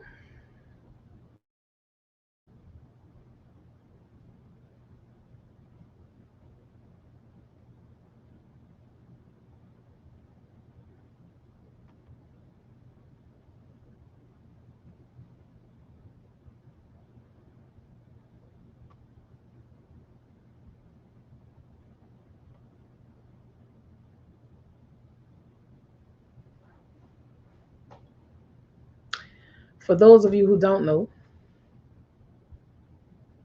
which y'all all probably know at this point, I write books. And I need y'all to pay close attention because I'm not just speaking about myself here. I'm speaking to anyone who sees this, who has a gift that they have been quiet or silent about. I want you to see this as a message that it is time for you to share that gift. It's time for you to be loud about that gift. It's time for you to put that gift out there for other people to see. It's time for you to stop hiding it. Okay? So I'm speaking to y'all just as I'm speaking to myself. Be proud of your work. Be proud of your creation. Be proud of your gifts. Stop hiding it. Stop being afraid. Stop being ashamed. Stop letting people tell you it's not good. Stop letting people tell you nobody wants to see it. Nobody wants to buy it. Nobody wants to use it. Nobody. Stop listening to those people. Because, yes, people want to see it. People want to read it. People want to use it. People want to wear it. People want to buy it. People want to support you. Even if it's two people, even if you only have one customer for 6 months, you better be loud and you better be proud about what you create. Even if you only get 2 views, 1 comment, and no shares on social media, you better be loud and you better be proud about your gift, about your creation. Okay? This is my book, one of my books. It's called Not All Women Wear Hot Pants. Some carry guns.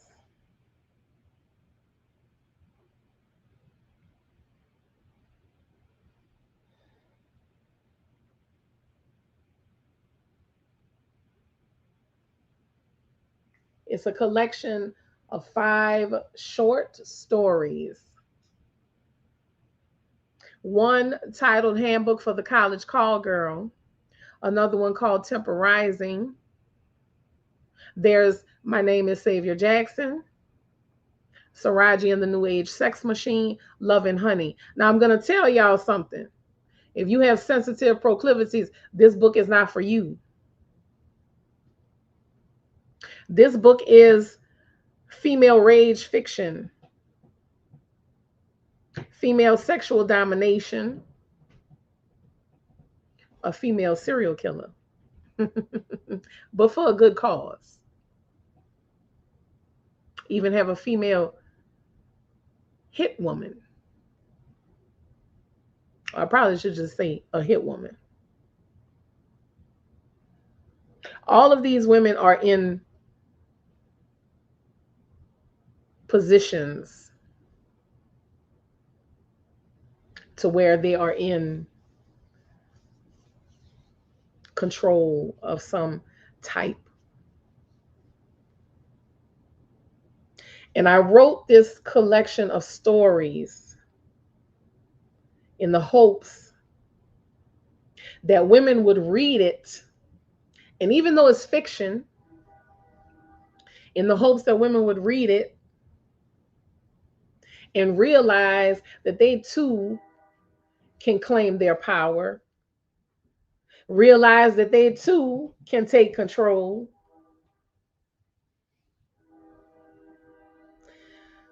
I want women to see themselves in my characters in every story that I write.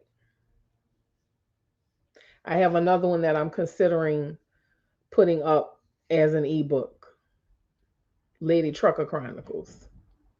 That's supposed to be a 3-part series. The main character in that book is a plus size woman. I have another book called something like What It's Supposed to Be.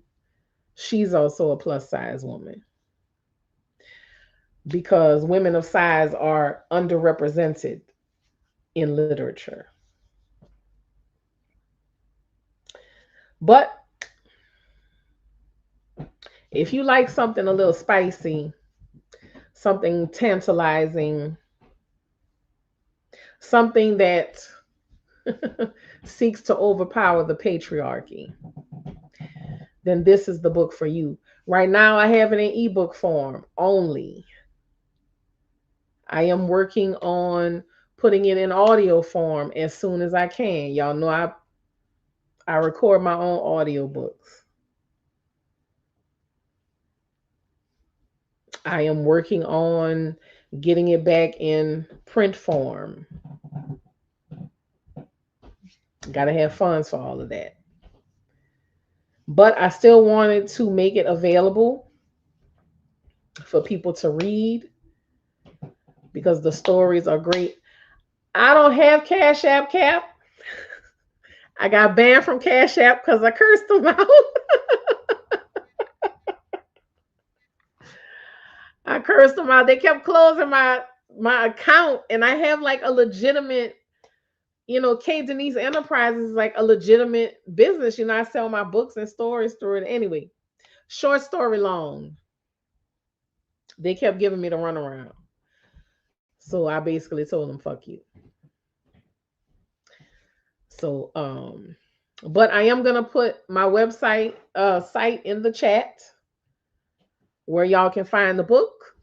You go make a donation if you want to, but I also want y'all to know I have a free story, audio story available for y'all to download on the page called Woman Town. So if you can't donate, if you can't make a purchase, I understand, but I still want you to enjoy something.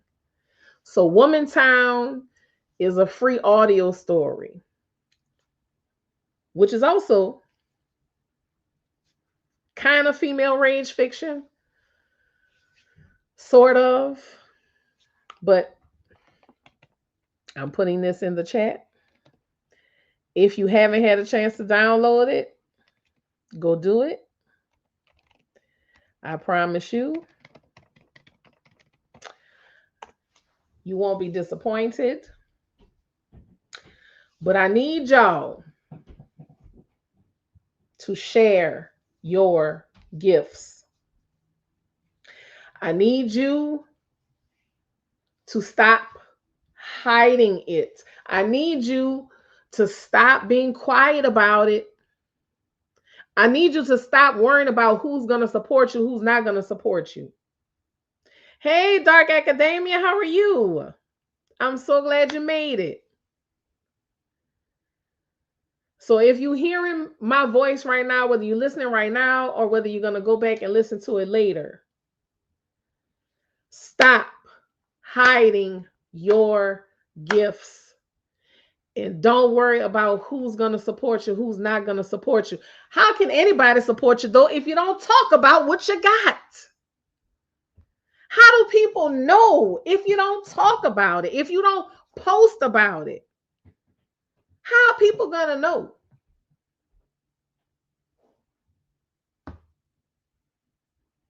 So I want y'all to start sharing, start talking.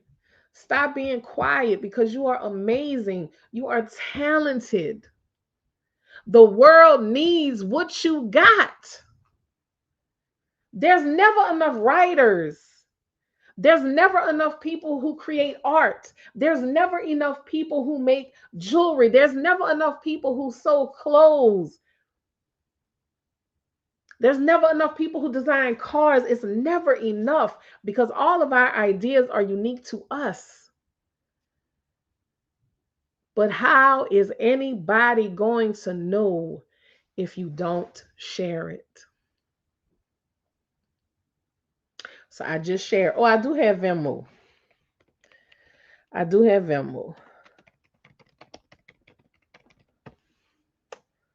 I do have Venmo.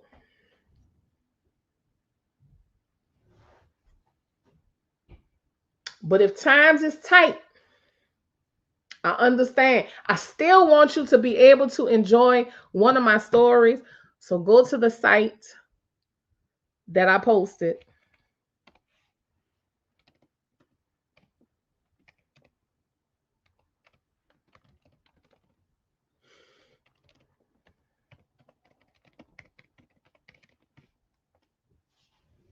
and go download Woman Town. And for anybody who has digital products, well, I think you can also have, and look, guys, because again, I know I have a lot of male subscribers. Y'all would enjoy this book too. My uncle read it when it first came out. God rest his soul. My uncle read it when it first came out, and he called me on the phone, and he said how much he loved it. And you talking about an older man. So guys, y'all get this too. Y'all gonna love it too. But this is a good site if you have digital products. Like I said, I think you can post products that need to be shipped as well. Like if you sell makeup products, stuff like that. But I like this site because you can connect your PayPal. It connects to your PayPal, but you can also connect Stripe to it. Give people more options how they can pay. Make purchases, donate to you. The money comes straight to you. The website is pretty straightforward. People can follow you. It's a good site. I'm enjoying it. I like it for what I have. So I definitely recommend, especially if you have digital products, go start I don't know if it's Ko-fi or Ko-fi, I don't know, but go check it out. Start your own page. It's a great space. Easy to share, easy to get to. People could download right from the page. You just load your products up and people could download right from the page. So just a little, just a little plug. I don't get a commission or make any, but I just really like it. I really like the site. But share your work. I want to say thank you to all the people who have gotten my books already. Monica, I will wait for the audio forms. Also can't wait for the telephone booth part 2. Yeah, I'm working on it, Monica. I'm working on it. I got a lot of work to put in, y'all. I do, and I am learning to prioritize. I'm learning. I have my notebook here.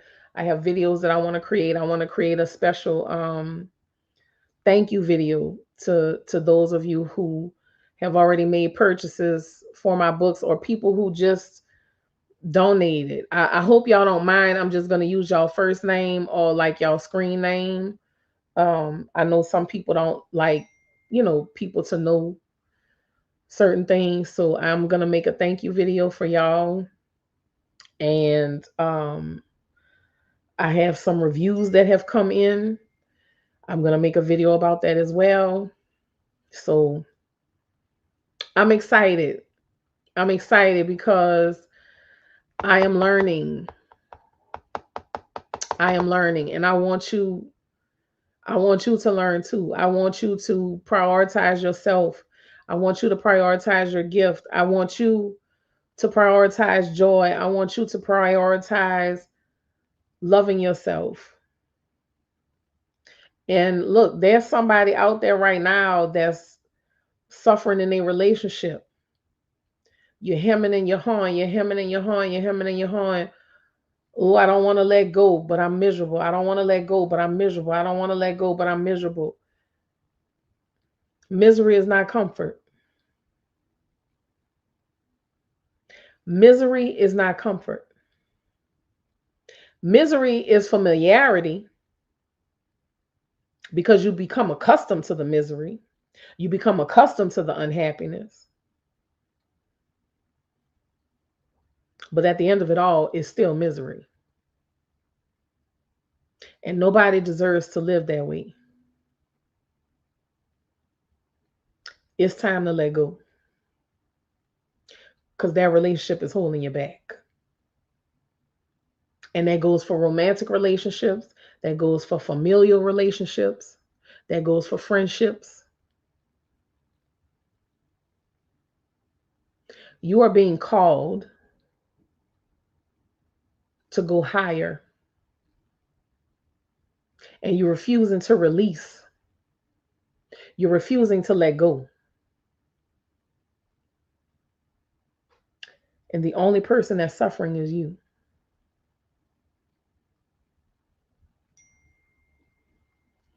Keep that in mind when you close your eyes tonight. But now is the time, y'all. Now is the time. Now is the time. Now is the time. And I want you to keep telling yourself that now is the time. And I never used to want to talk about my books. I never used to want to talk about the things I created. I didn't because I felt like it was begging. I felt like it was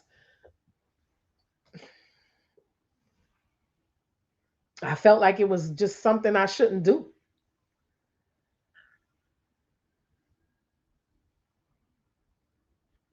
I felt like it was shameful. Why would I do that?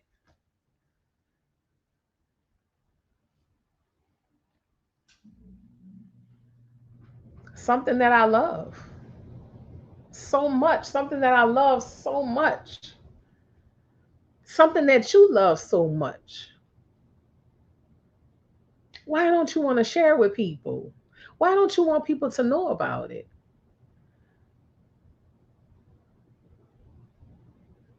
Why?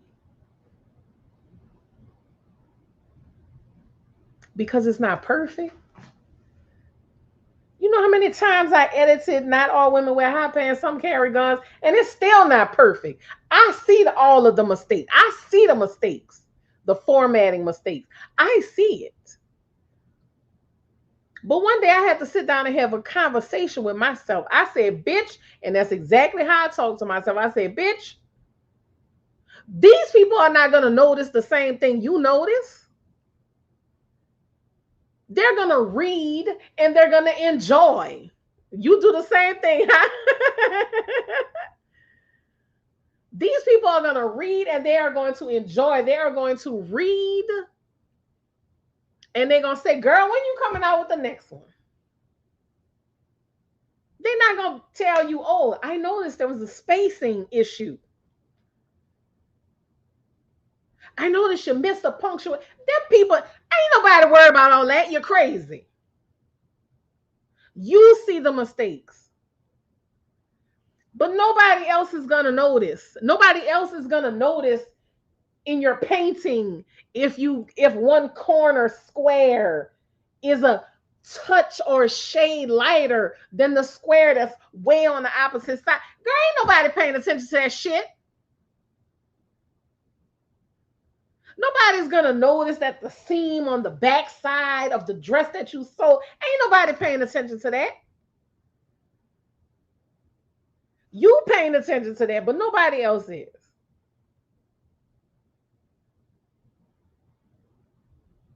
Your work is beautiful because you created it.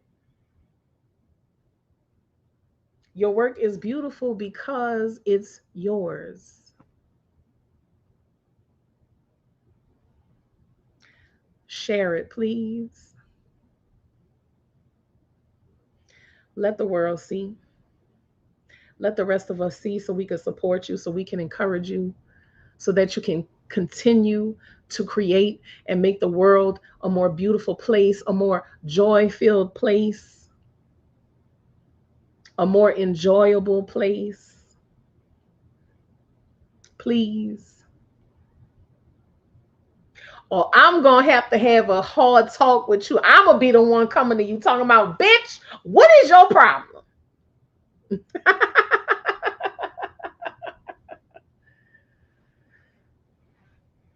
I love y'all and I want to see y'all prosper. That's it. That's all.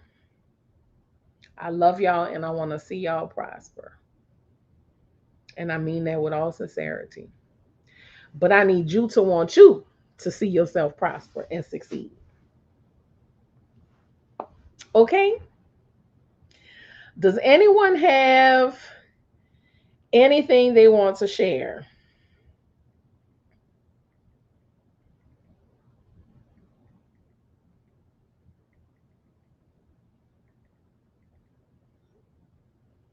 Anyone have any good news? Anyone have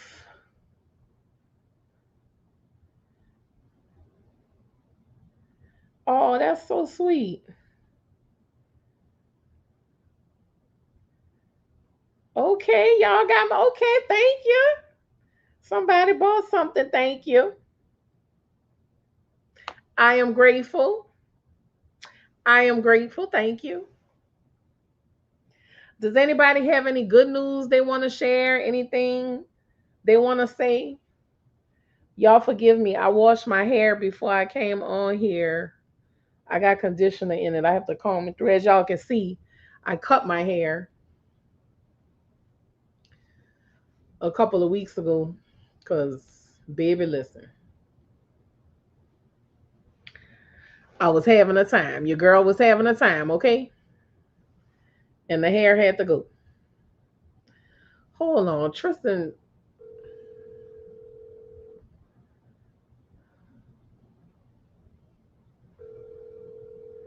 Yes, I wash and go. Not when my hair is long, but when it's short like this, yeah. Hello, son. How are you doing? Um, huh? Oh, okay, you waiting on time. Okay, okay, that's fine because I have everything gathered for you. Okay, thank you so much, son. I love you. All right. I'm so grateful I had sons. Tristan is coming to take my trash out. I don't even take my trash out my house. Don't even take it out my house. I put it in a bag. I call him. I say, "Some of my trash got to go out." So he's coming to take the trash out the house because I cleaned out my refrigerator, and he's coming to put the cans to the curb because tomorrow is a trash day. So I'm grateful. I'm grateful for both of my boys, but Tristan is more willing to do things. I gotta bribe Jeremy. I gotta tell Jeremy I'll give him $5 to come take my trash out. And even then, I'm floating on a wing and a prayer because he still might not come. But Tristan got me. So yeah, I do wash and go. But I want y'all to. Does anybody have any news to share? Anything that they're proud of? You always see Tristan. Yeah, yeah, that's my big baby. You always see Tristan. Jeremy is more independent. Jeremy has always been my independent child, even when he was a baby. Yeah, Monica, they're less than 10 minutes away. They're at the house with my mom and my niece.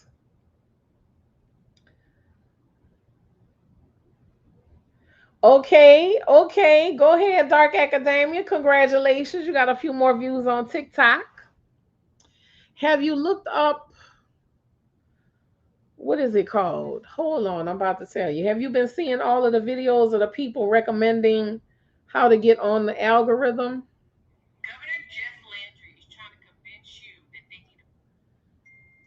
Hold on, I'm about to tell you because I saved a bunch of them.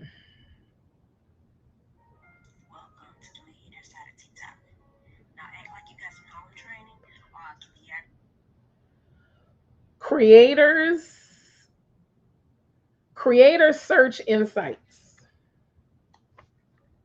Hold on, I'm about to type it for you. Creator search insights.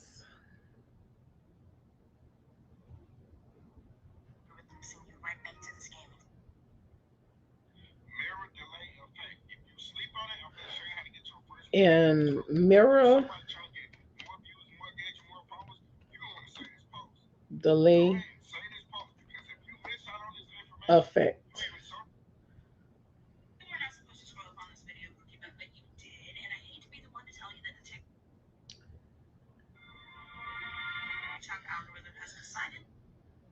And then look up TikTok algorithm.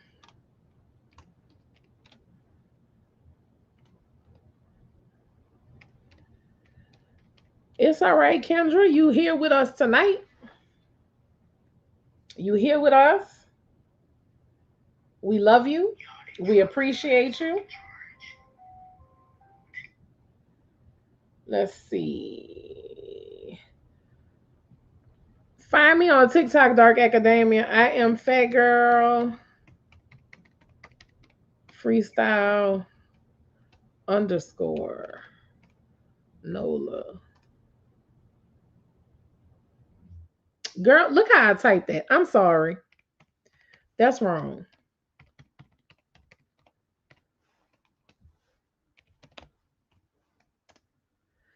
Send me a message so I can. Oh, shit.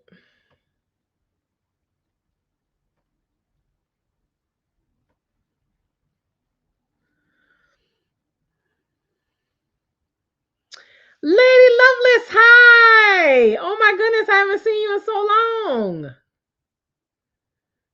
How are you doing? With some consistency, I'm hoping to get monetized by 2027. And yes, we'll do. Yeah, it's Fat Girl Freestyle underscore Nola. I'm sorry. It's not letting me correct it.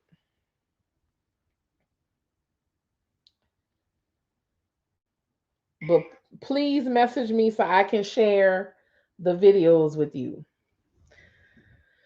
It's going to happen before that. I'm claiming it. But you got to make a move. You got to let go of some things first. How have you been, Lady Lovelace? What's going on? Y'all share some good news. Okay.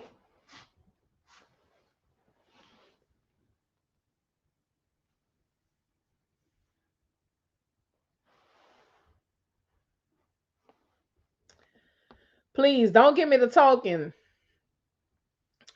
Don't get me to talking about some of y'all that need to let go of some things to make some space in y'all life. Y'all think I don't know, but I know some things about some of y'all. Okay. But we gonna let that go. Congratulations. That's wonderful. Oh, that's so wonderful. I'm so proud of you. All right, Lady Gemini. Okay. Start our new position on June 10th, the day after her birthday. That is a beautiful birthday present. Okay, y'all. Look at y'all. All right, y'all clap for Lady Lovelace and Lady Gemini. The two ladies in the building. Okay.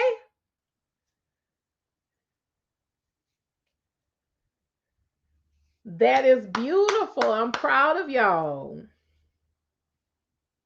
I'm proud of y'all.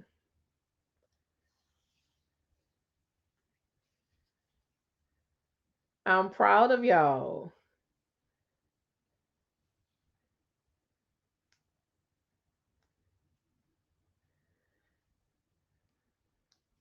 I don't know. I feel like somebody's second guessing a decision that they made. Listen, y'all, we have no room for doubt. We have no room for second guessing. I'm happy to see you too. Thank you. I'm working on it, baby. I'm working on it. I'm working on it. I'm working on it one step at a time. Hanging in and holding on. That's good, Monica. That's good. That is good. Cutting out all down on the junk food. That's good. I'm proud of you. I'm proud of you for that. I'm very proud of you for that. It takes a lot of self control because I know that junk food is good. I know it be calling. I'm on my health journey. I'm gonna be sharing more of it with y'all, letting y'all know what's going on with me and how I'm doing. The last couple of days have been, hit or miss for me. I did okay, but I could have done better. But it's all right. I started cleaning up my space today. It's easy when you swap out for healthier options. Yeah, I agree. Like I had to keep like I love carrots. I love baby carrots and I love ranch dip. So I had to make sure I have that.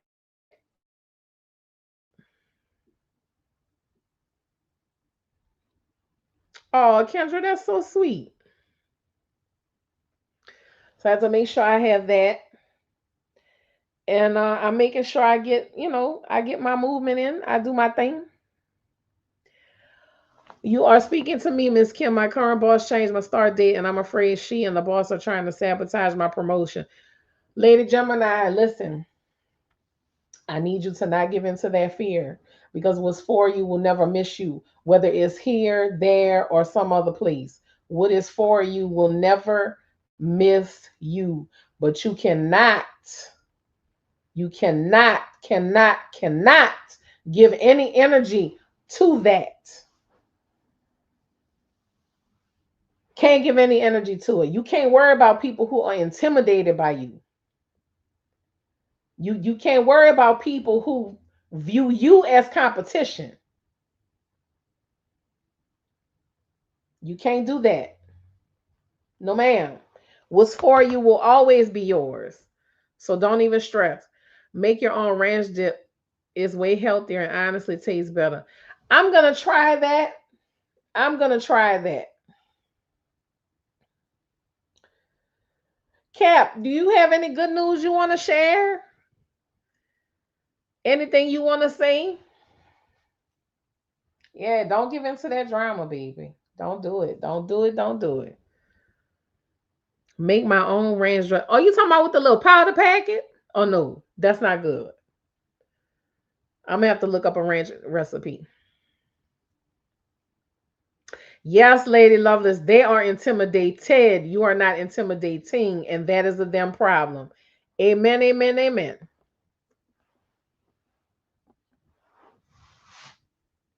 Okay, I'm gonna give it a try. Thank y'all. But is the powdered ranch packet good or no?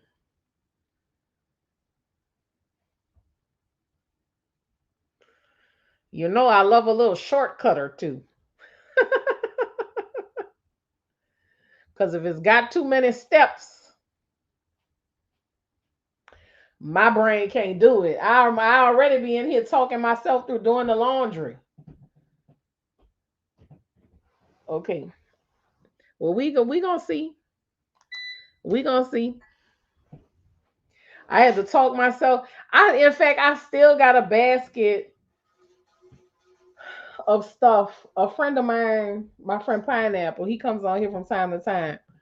He did a estate sale, and there was some um like some vintage like Pyrex, but I think it's like Corningware or something. Anyway, I got that, and I got one of those roasting pans, the little speckled roasting pans, and I got a small, maybe like 3 cup coffee maker because I drink coffee sometimes. And it's gonna fit so much better on my shelf and my on my counter in my kitchen. Plus, I want all my old one was white. I want all of my appliances to either be black or black and stainless because that's what my refrigerator, my stove is. Um, but I still got the basket with the stuff sitting on my table. I haven't taken it out the bag to what nothing's just sitting there. But we all have those times where we just kind of get frozen in place. And I gotta do a lot of talking to myself sometimes to get out of that. So you can use Greek yogurt. Okay, Greek yogurt. Okay. I'ma try it. I'ma try it. I'ma try to pack it. I'ma try the ranch packet with the Greek yogurt. I'ma try the ranch packet with the Greek yogurt. You lost 10 pounds, Miss Tadra. Yay!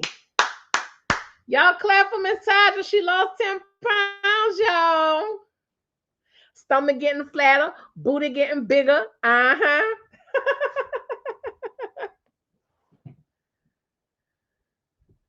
I'm gonna try it with the Greek yogurt and the ranch flavor packet. And if it's nasty,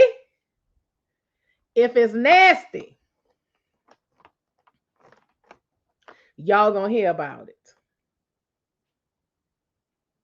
If it's nasty, y'all gonna hear about it, baby. I'm telling you now. I'm telling you now.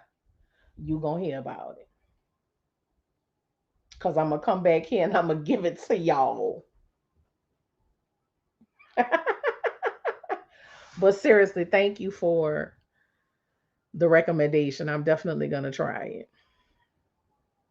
All right, lady lovers, I'm gonna take your word for it. It tastes like Hidden Valley. I'm gonna take your word for it. I'm gonna take your word for it, baby.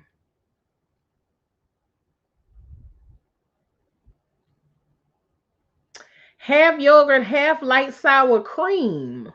Hmm. Now that's an idea.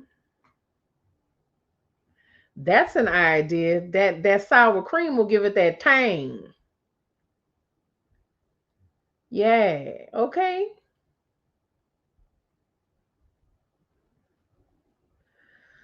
What issue you having, Miss Tydra? What issue are you having? Yeah, I bet it will be dark academic. I'm gonna try it. I'm gonna try it. What issue you having, Miss Tydra? Because I'm gonna tell you right now. I had to I had to go to the altar. I had to go to the altar with my symptoms because I couldn't take it no more. And when I say the altar, I mean my doctor. I had to go to the altar of my doctor, who is a black woman. Let's hear it for the representation. So I'm gonna tell you what she prescribed to me. She prescribed me clonidine, um, and it has helped tremendously. I'm not big on taking medication. I'm not. I'm not one of those people that has to take, especially prescription medication. Now I will take, tension headache medicine for my sinuses, Benadryl. I'll take ibuprofen for inflammation, but that's about as far as it will go. I won't take stuff to like help me sleep or nothing like that. But if it's not a natural supplement, I'm not usually into it. But I had to recognize that I needed help because I was really, it was bad. Not getting enough sleep, the high flashes, the irritability, like just the whole thing. She prescribed me Clonidine. And with rare side effects. Oh goodness. Okay, well let me tell you some natural supplements. Let me give you some natural supplements. So, and you know what else has helped me sleep? Magnesium glycinate. That has helped me sleep. Dong Quai is a really good supplement for perimenopausal symptoms. I would take Dong Quai in conjunction with um hold on, I'm about to tell you. Evening primrose too. Evening primrose is a good one. But let me tell you what this other one was that I used to order. I used to take Dong Quai.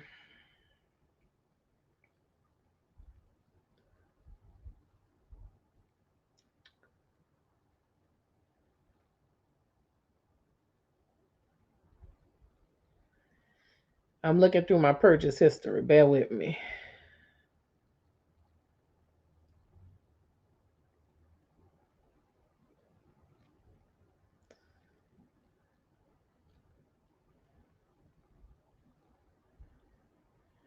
I haven't ordered on Amazon in a while, so I've been doing my little protest thing.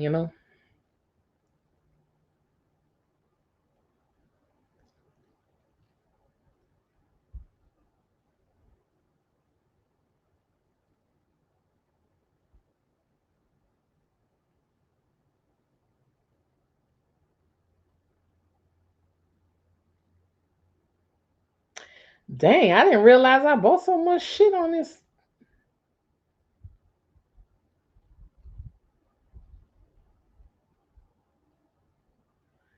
I didn't realize I bought so much stuff on here.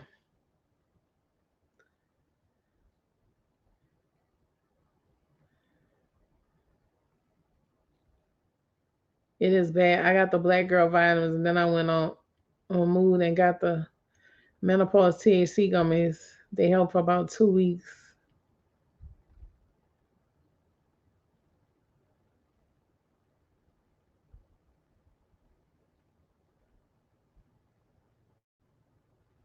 You don't have to go back to smoking. Try evening primrose. Don't quite black cohosh.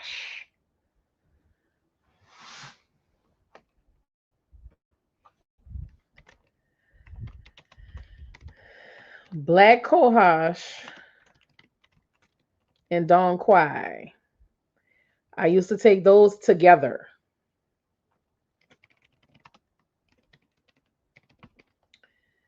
Evening primrose.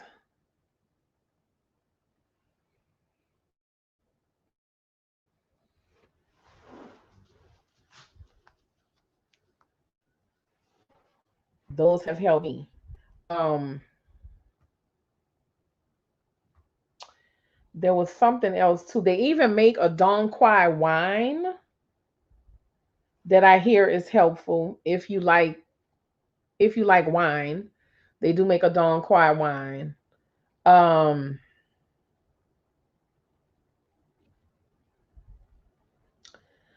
I want you to also look at the benefits of dandelion.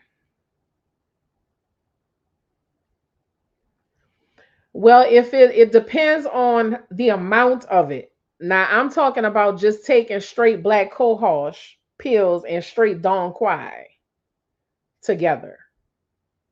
And you could even take the evening primrose with that. I don't know if it was in the wrong amounts in the black girl vitamins. that is the reason why it's not working, you may need a certain amount of it in order for it to help. But you also need to look into um, the benefits of dandelion, the flower, and I hear dandelion roots is good too. Calendula too. Yes, lady lovers, calendula too. Yes, absolutely. Yes, yes, yes, yes, yes.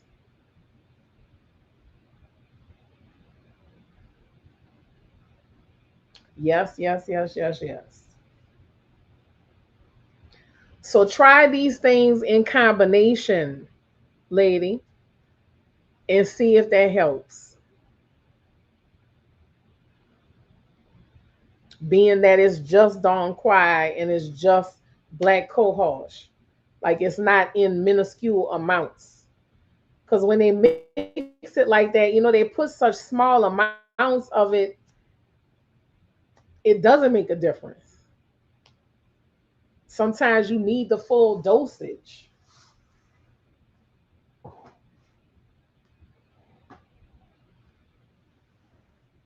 Have you tried bay leaf tea?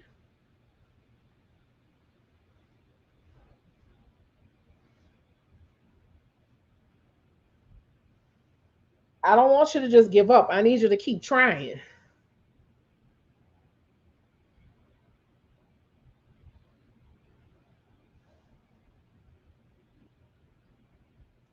I want you to keep trying.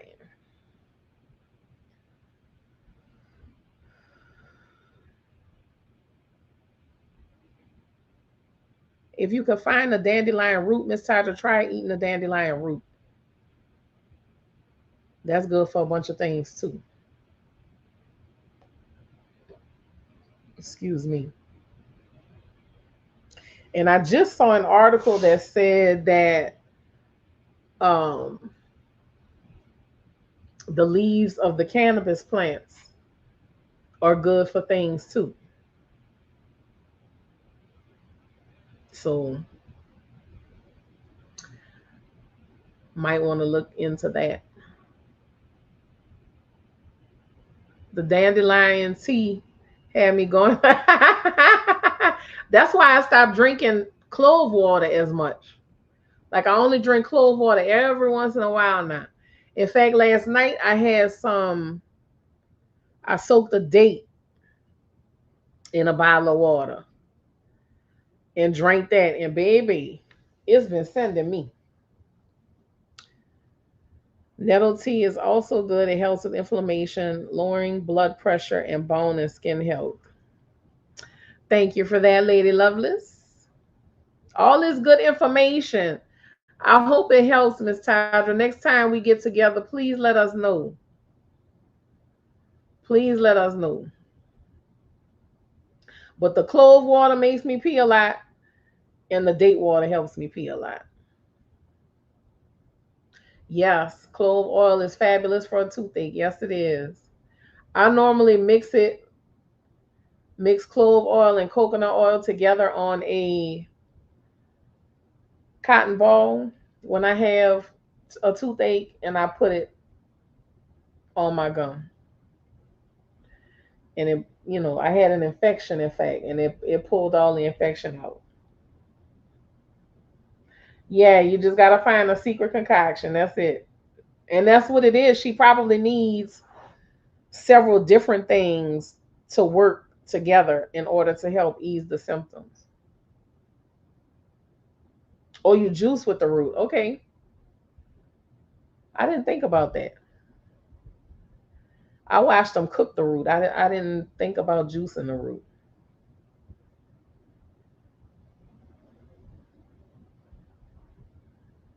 But I make in fact I filled my bottle and my jars up today. Clove and cinnamon stick mouthwash. That has also helped with my oral health. I still have two teeth that I gotta get pulled, but they're not bothering me. And I'm trying to keep, keep them from getting infected, keep them from, keep my gums from getting inflamed until I can go to the dentist and get the teeth pulled. So I swish it. I swish it. If I only drink the clove water by itself, but I swish with the clove and cinnamon water, like a mouthwash. And I add peppermint oil for the flavoring. You welcome, my baby. I really hope you feel better. I really, really do. I hope you feel better because I know it's uncomfortable. I know it's awful.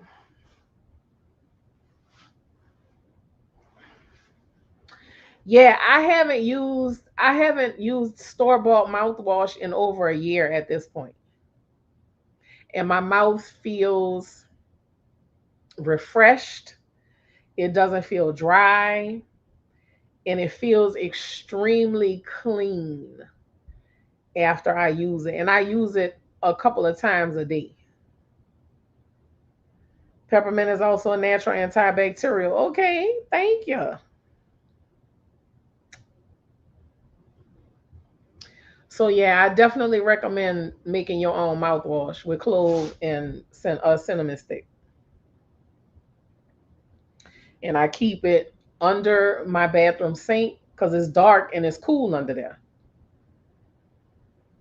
I juice the dandelion root, beets, purple cabbage, apples, carrots, and ginger. Oh wow, that sounds delicious.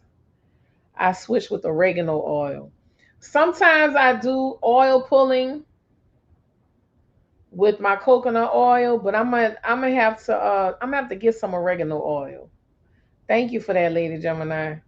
So you just boil the cloves for a minute with the cinnamon sticks. No, I actually just pour hot water over it and let it steep overnight. Excuse me. I have glass jars, so I'll put like 10 cloves, and sometimes I just break the cinnamon stick in half and divide it between two jars. Hey, Lyra, you still here? Dauphine Orleans, yeah. Well, it's gonna get a lot of activity in that area. How long you here for? So yeah, dark academic. Let me know if you try it. I'm telling you, it's good. You can do toothpaste the same way. Just use baking soda with the oils or waters and make a paste. I'm gonna do that, Lady Lovelace, because that's my next thing. Making my own toothpaste. I will not buy store bought. I'm gonna use up what I got, and then I'm making my own toothpaste from here on out. I take oregano oil with black seed oil. Okay. I go back home Friday evening. How long you was here for, Lyra? That's a long time. Seemed like a long time. Weren't you here last week? Didn't you come last week?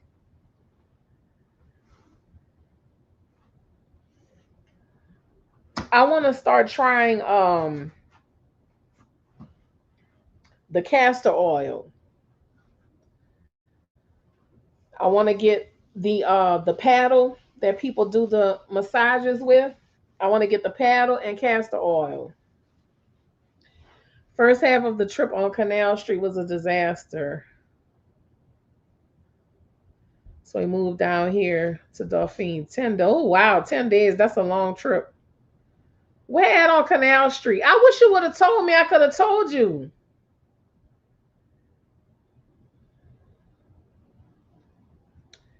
I was told not to use baking soda too often because of the abrasiveness of it. I've been using baking soda with peppermint oil for toothpaste. Oh, so you just mix the baking soda with the peppermint oil. That's interesting. There's even a lady I watched. There's some kind of stick. There's some kind of stick. I can't think of the name of the stick. And she says she brushes her teeth with. I had the most terrible experience with castor oil, but I was young, dumb, and pregnant. Oh Lord. Oh Lord. I hear it helps your eyes if you rub it on your eyelids at night.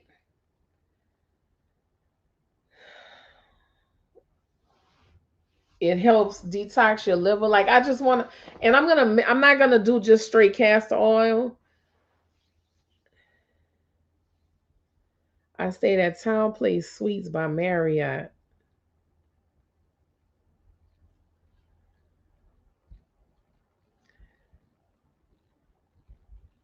Where's the Town Place Suites on on Canal Street?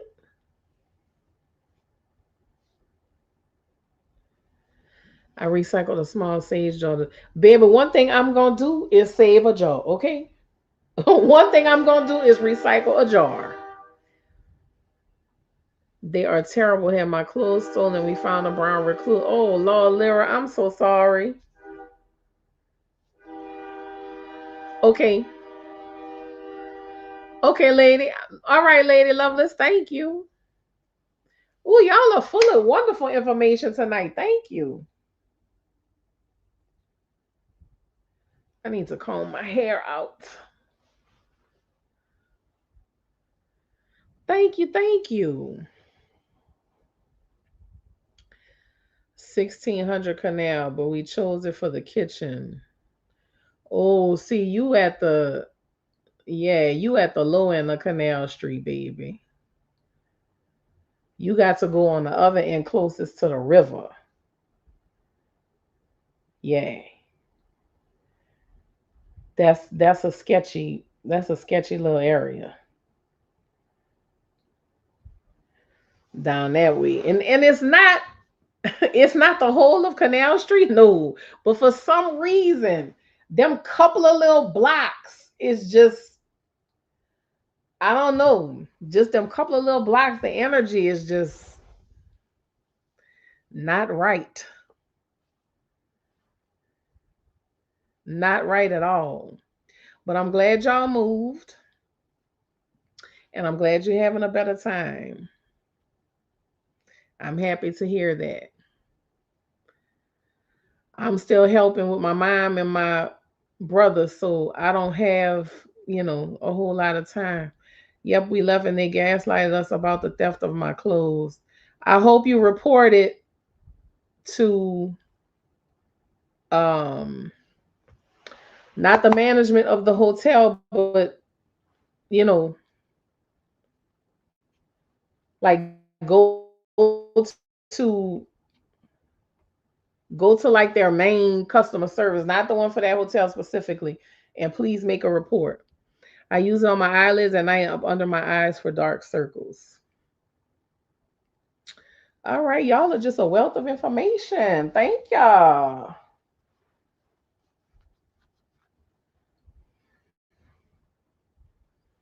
But yeah, I'm gonna start trying. I call corporate. Okay, good, good, good. I hope they send y'all a full refund. Me too, Miss Tadra. So many, so many jobs. But I promise you, I'm gonna have a use for all of them. I have a bunch of glass bottles too. My daddy used to drink wild Irish rose. So I have the big bottles and then I have the bottle that's right under that one. I have a few of those saved that I'm gonna, use different stuff for. In fact, I have my mouthwash in an old rum bottle because I'm working my way away from all that plastic and shit. Last time we came to New Orleans, we stayed in Picayune. I wish we had stayed closer to the city, but it wasn't bad. Nah, Picayune ain't that far. Picayune isn't that far, and it depends on what's going on in the city. So that was probably the best choice to stay in Picayune at the time, depending on what they had going on.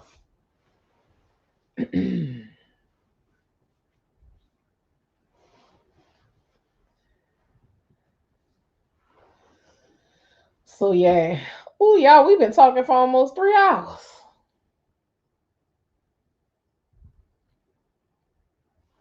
But I'm glad you're here, Lyra, and I'm sorry that the beginning of your trip was bad, but I'm glad the latter part of it will be better.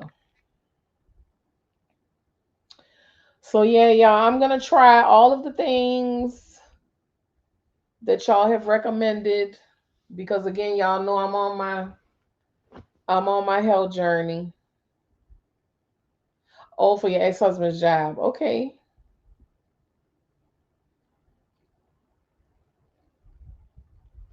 And we appreciate it, Lyra.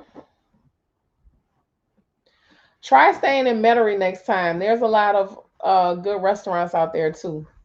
A lot of small businesses that you can support in that area as well.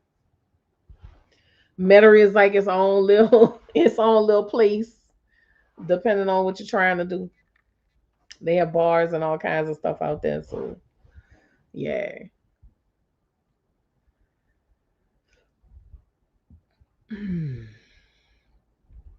But I'm happy you're here. What have you visited any cemeteries?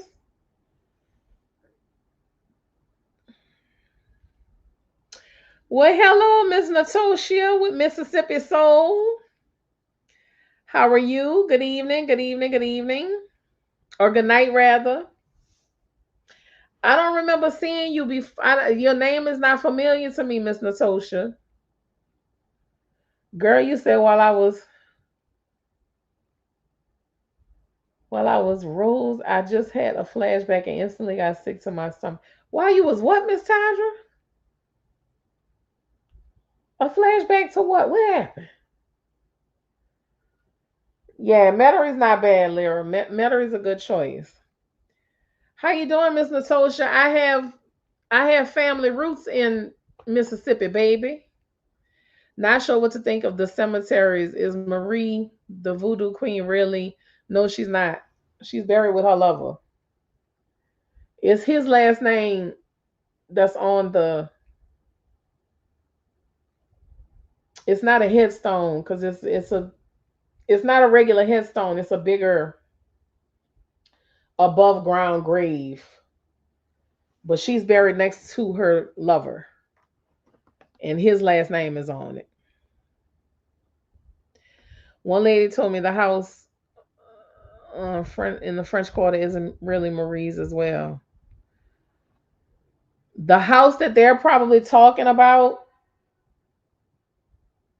her house was on that site, but the house that's there now is not her actual house because her actual house burned down years ago. They just built another house on the site. I'm good. I'm good. What part of the SIP you from, Miss Natoshia? And I hope I'm saying your name right. If I'm not, please correct me. But you don't have to pay Lyra for any of the cemetery tours, baby. You can go. They got a lot of options. They got a lot of cemeteries that are open that you could just go walk through or drive through. Okay. I mean, unless you just want people to tell you some stories, but you don't have to pay for a cemetery tour. You can take it on your own. Lots of places to see. Lots of cemeteries. There's no shortages of them. Okay, she also said to go to the African American Museum. And there's also another House of Marie's. I don't know what house she could be talking about. Is she talking about the Marie Laveau Voodoo Shop in the French Quarter? It's Natasha. It's spelled different. Oh, girl, I'm saying Natasha. Girl, loud and wrong, Natasha. Loud and wrong. My bad, baby. Thank you. Thank you for correcting me. Starkville, Mississippi. Have I heard of Starkville? I think I have. I'm sorry, I'm trying to do my nails. You said wild Irish rose, and I instantly had a flashback and got sick to my stomach. I used to drink it all the time. That was my daddy's. That was one of my daddy's favorites, which he would drink water off of shrimp. But I have a bottle for him on my table as you know. as offering. Not sure. She said there's a house behind the museum. I don't know. How far is Starkville from Kosciuszko, Natasha? Did Marie have any real descendants? I heard she had a daughter, but that was it. I think that's weird that there were no other descendants. Um,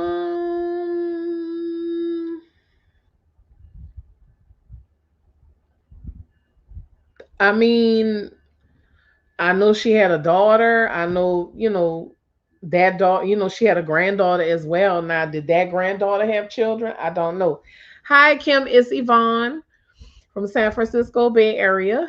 It's been a minute. Happy to catch you live. Change my YouTube name. Hope you're well. Enchanted Evie? Evie? Enchanted Evie? I hope I'm saying that right. I'm guessing Evie is short for Evelyn. Thank you and welcome back. I hope you are well. It's wonderful to have you here as always. Thank you for joining us. I don't know for sure, can't see. Okay, I just thought I would ask. I heard she had a daughter. Allegedly, she did more root work than her mom. Anything is possible. But I also heard that Marie basically, Marie just kind of swapped bodies from what I heard. And that's why they say her daughter looks so much like her because it was actually Marie herself. But that's a that's a who knows. That's a who knows.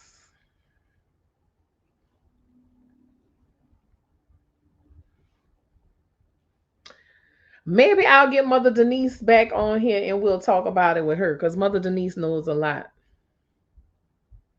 Mother Denise knows a lot.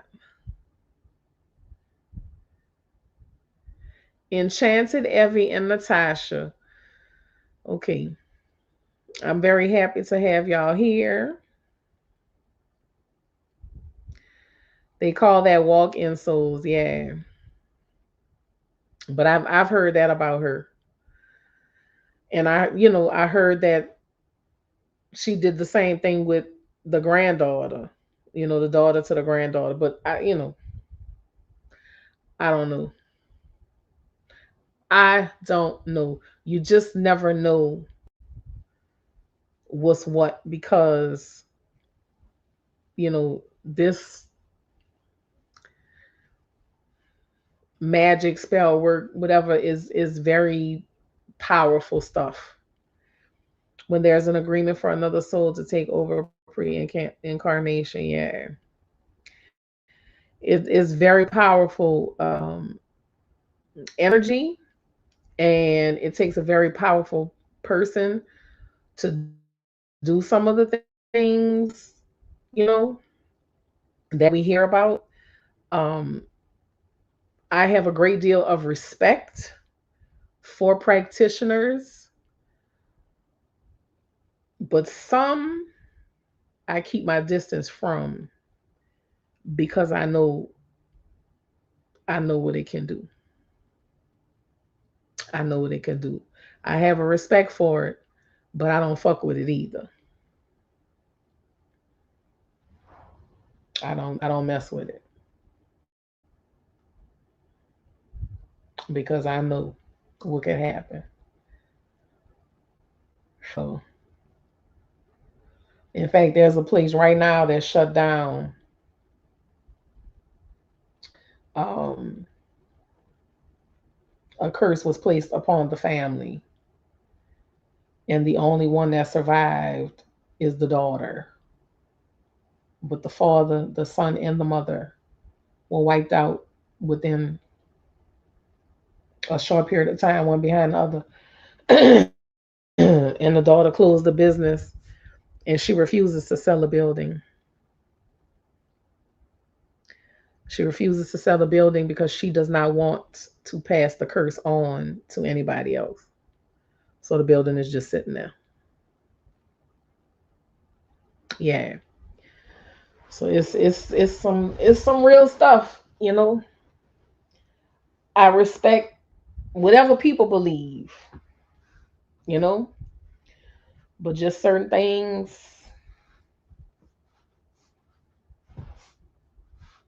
I don't play with. That's why I tell y'all got to be careful who y'all let play in y'all head. Y'all got to be careful who y'all let do y'all hair, because you love all the real stories. Yes, ma'am. I'm glad you're here to enjoy them. That's why you got to be careful about who you let play in your head, because that is a very, very sensitive place. Very sensitive. And I'm going to tell y'all there is a story. I don't know how true it is, but somebody shared it with me. There was a young lady who was buying human hair wigs from this other young lady who was a hairdresser. She used to make human hair wigs. And the first couple of wigs she bought, everything was okay. But she said the third wig is when things got strange. And you know, you buy these human hair wigs, a lot of times people, you know, they'll just glue it or whatever. But this particular, whatever it was like sold to her hair. Like that's how she used to get them. Um, I guess to make it more secure. But anyway, it wasn't tracks. It was an actual wig because it was on a cap. Because they showed me the picture of it. Anyway, she told me that by the time the girl got the third wig, now she said she when she put it on her, she immediately felt funny. Like, good night, Miss Tydra. Oh, it was his first night at his first job. Congratulations. Oh, I hope he enjoyed it, Miss Tydra. I hope it went well for him. You be careful going pick him up and y'all be safe getting back home, my baby. Three times a charm is not always a good charm. That is right, Enchanted. Is not always a good thing. But she said when she put it on, she immediately felt weird. Like she felt very heavy, really, really heavy. And, but she let her keep going, you know. And she said the style came out nice, no different than what she had always done. It's just that she felt really heavy. She just, she felt different. So she goes home,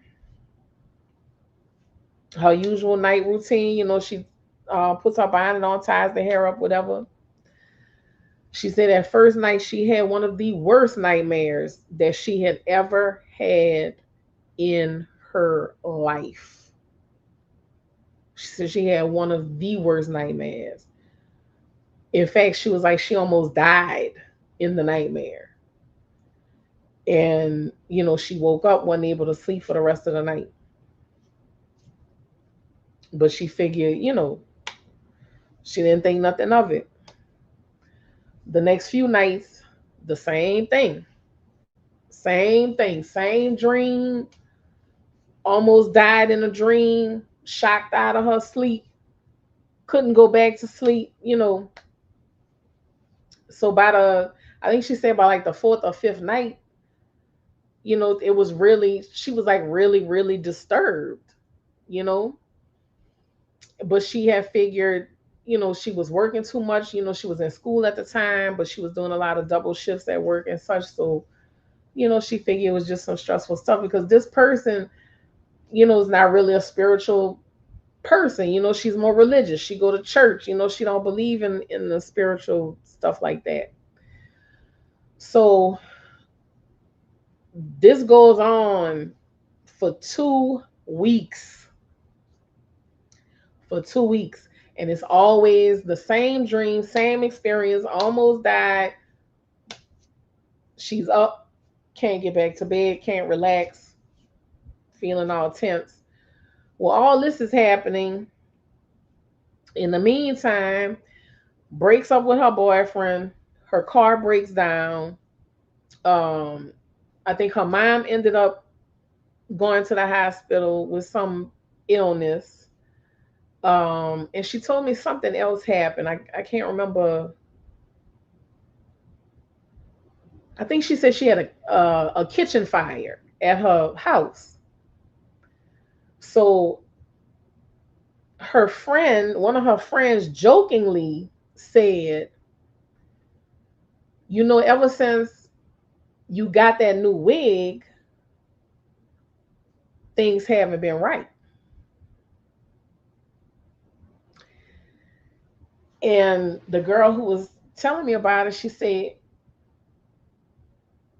she took a pause and was kind of like, you know what? You're right. So she took heed and she went back to the girl that she had been going to. And she was like, look, you got to take this wig off my head. She's like, I don't know. She said, I don't feel right. She's like, I haven't been able to sleep. She said, just a whole lot of shit been going wrong. You know, she's like, I don't want to, and it's funny. It might be weird to you, whatever, whatever. She said, but I don't want the hair anymore. She's like, you don't even have to give me my money back. Just take it out, please. She's like, I just don't want it. So the girl was like, okay, no problem. So the girl took the hair out, took the wig off, and she said as soon as she took the wig off of her head, she felt different. She felt normal again, is what she said. She said she truly felt like the dark cloud had been lifted off of her shoulders. So she said she never went back to that girl. Never went back to that girl again.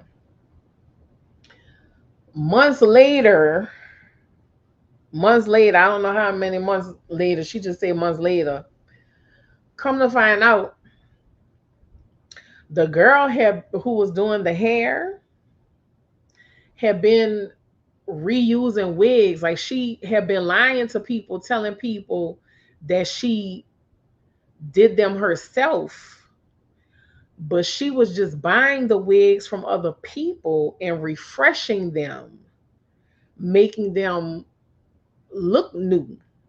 And if you're not a professional, you're not paying attention, you're not, looking at certain things. How do you tell if a wig, is used or new if the person is redoing it? I don't know. Maybe somebody who gets their hair done regularly would be able to tell. I don't know. But how would you even know? But the girl was getting wigs from other people, refreshing them and selling them like they were new. And allegedly, one of the girls that she was getting the wigs from was into voodoo.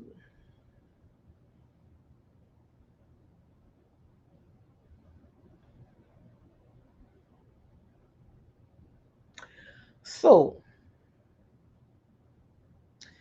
this is why I tell y'all, you can't let everybody play in your head. You can't put everything on your head. I make no judgments of anybody, because I certainly wear, braids. That's synthetic hair. That's hair, comes in a pack. I got, I do my braids and shit. But you have got to be careful. This is not a game. That's why I say everything is spiritual. It's not a game, baby. Energy transfers. It gets soaked into everything. There's no telling what this girl was doing, and it's human hair. Our hair absorbs everything.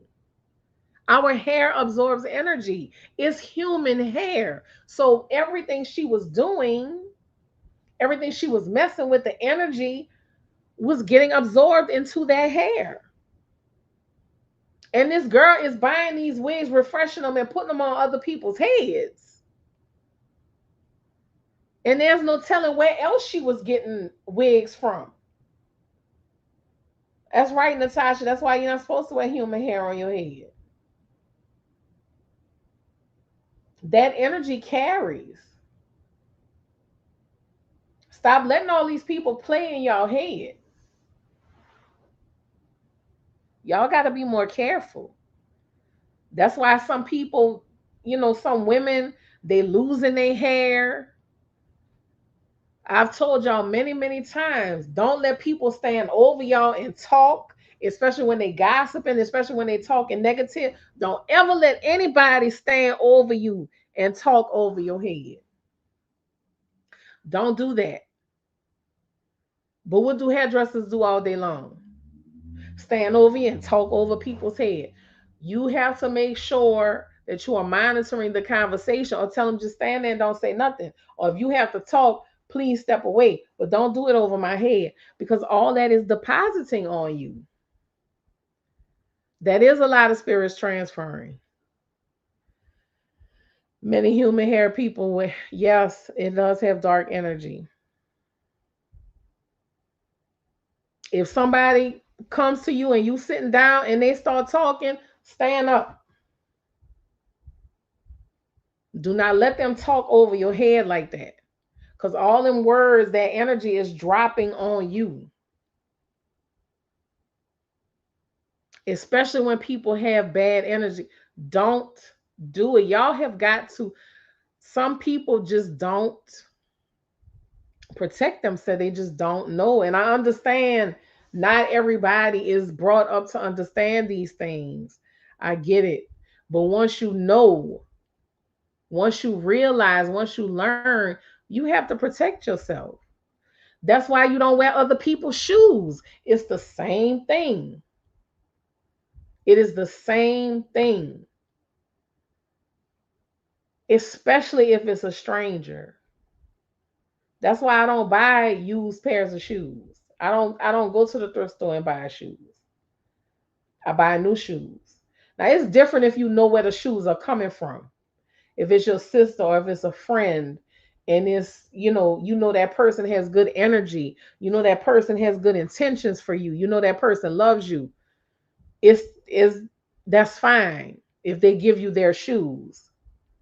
But to go to a thrift store and buy shoes, or to accept shoes from a person who you know ain't no good, don't do that.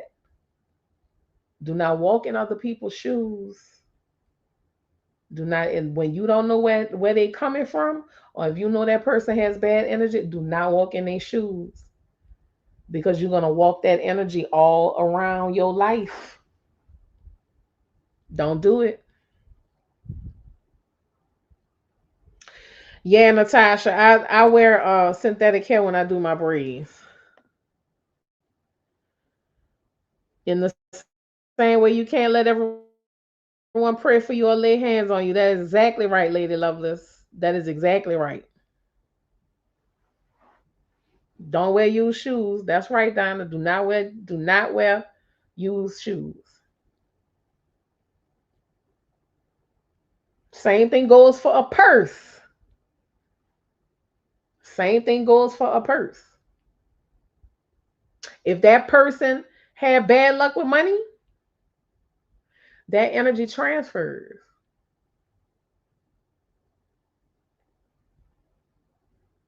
But again, it all depends.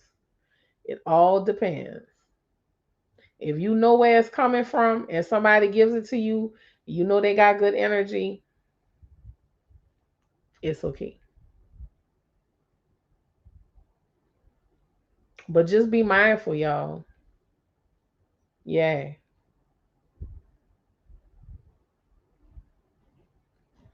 That was fast, Miss Tandra. Y'all home already? Baby, what you did? Teleported?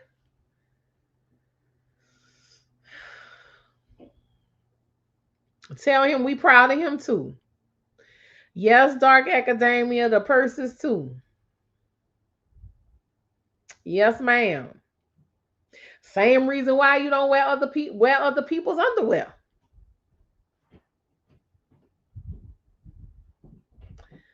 The same idea. I'm telling you. I'm telling you, baby. You got to be more careful. But I mean, this is not stuff that I just expect people in general to know.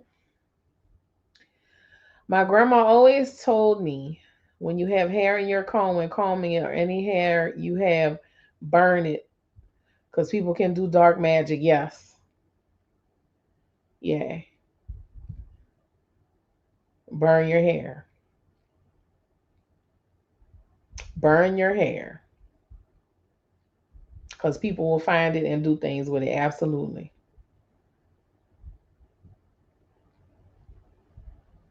That's right, Miss Taj. Got to be careful, baby. Got to be careful.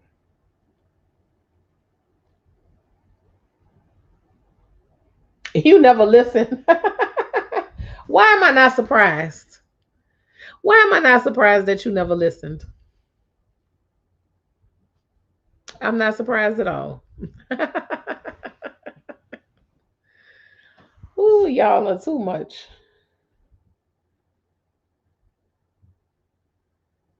Y'all are too much, baby.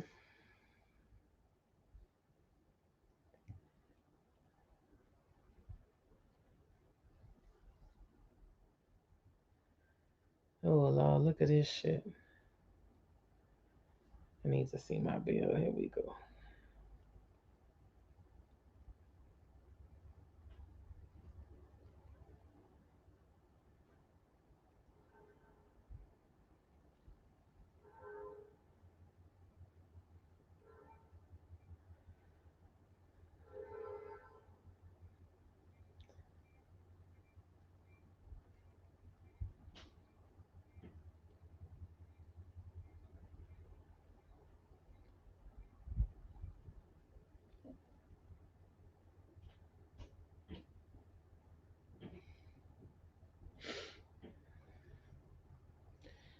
Well, here we go. Is my address on here? Yeah.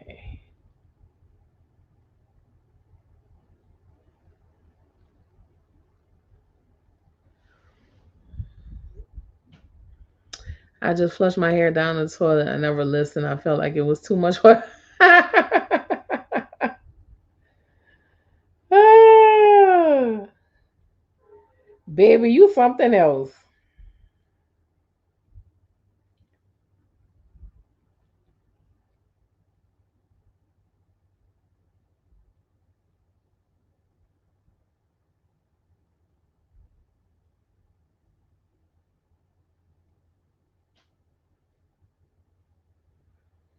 You are something else, my dear.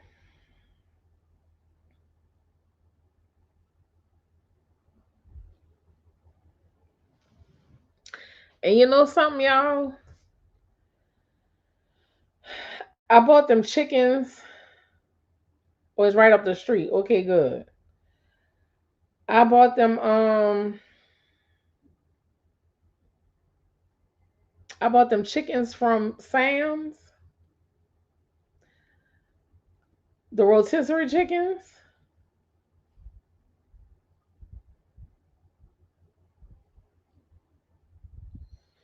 Oh no, that's gonna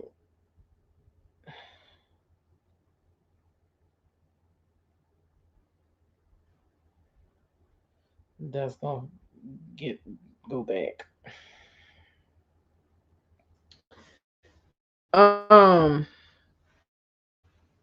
I bought those rotisserie chickens from Sam's to do my meal prep, and I cut into one,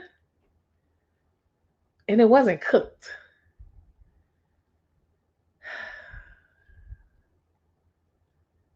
and I'm a little disgusted. I'm just a little disgusted. So I don't think I'm gonna be getting rotisserie chickens anymore.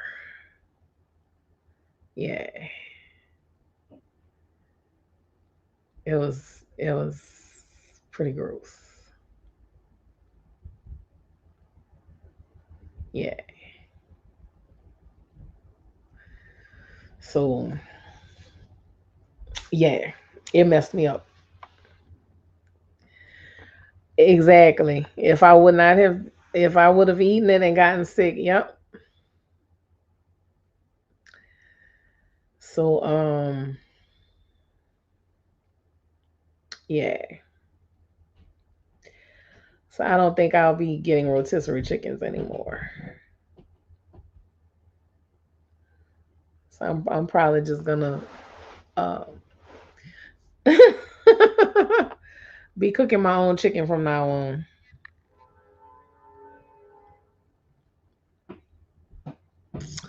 So yeah, trying to eat healthy, child. Mm-mm-mm.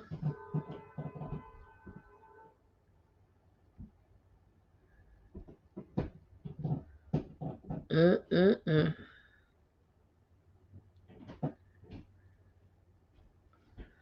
So yeah, but it's 10:39, y'all. They don't season enough anyway. Yeah, I mean it's not terrible, but yeah, I'm not gonna do that no more. I'm just gonna stick with my chicken sausage from Aldi, or like you know bake my own chicken legs. I like putting a whole chicken in a slow cooker. I have a small slow cooker. I have a 2 quart slow cooker. But I may try doing a few pieces in a slow cooker. Yeah. It's a process. I'm working on it. But I have to take my mess. I still gotta comb through my hair. I wash my hair, left conditioner in it. I look like Frederick Douglass right now. And put the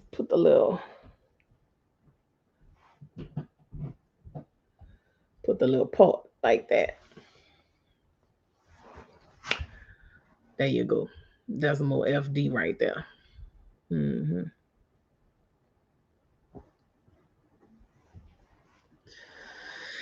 Anyway, I want to thank y'all so much for being here with me. I love y'all dearly. Please do not forget to get your copy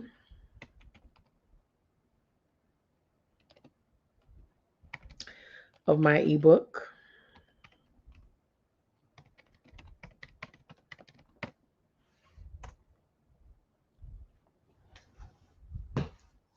Okay. Don't forget, it's a collection of 5 short stories. Handbook for the College Call Girl, Temporizing, My name is Savior Jackson. Saraji and the New Age, Sex Machine, Love and Honey. But if you have sensitive proclivities, this book is not for you because of language, situations, subject matter, etc., etc. But for those of you who like something a little spicy, I promise you've never read anything like it before. But if you're into female rage fiction, then yes, this is indeed the book for you. I want to thank you all. Oh, well. Enchanted, you will probably like this one. It is only in ebook form right now, but I'm working towards, I should say, getting it recorded in audiobook form so y'all can listen to it. And I am going to bring it back in print form as soon as possible. But I would appreciate y'all's support. Not all women wear hot pants, some carry guns. No, but Lyra, I do have it linked. There's a post. You know what? If you go to my main page on YouTube, it's the first link. If you go to my main page on YouTube, it is the first link on the page when you view my channel.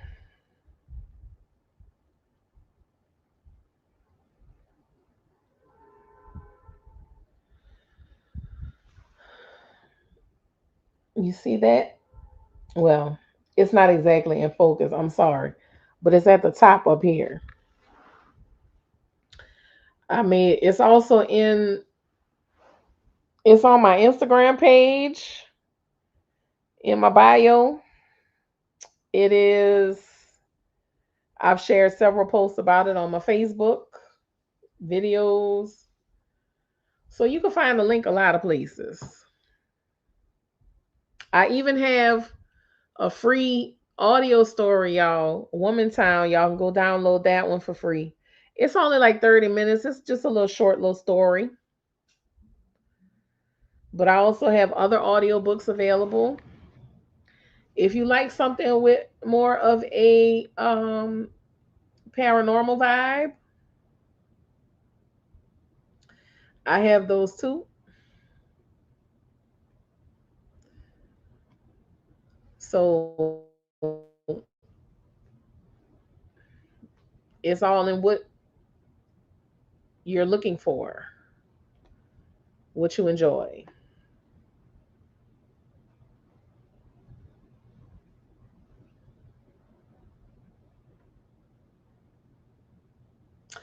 Yeah, on that site.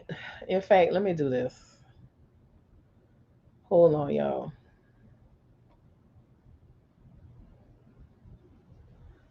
Cause I gotta do shameless plugs. I love a good shameless plug.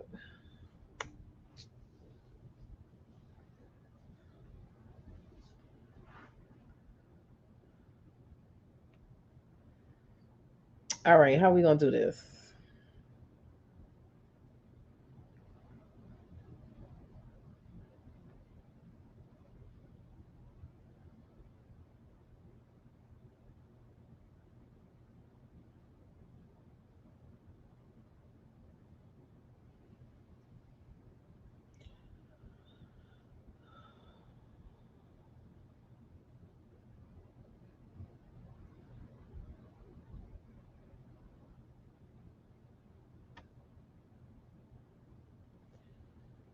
And I'm gonna tell y'all again,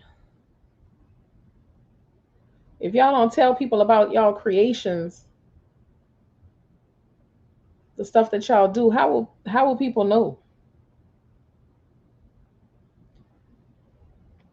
How will people know?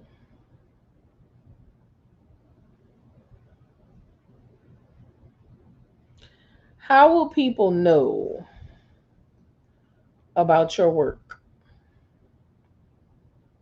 if you don't talk about it?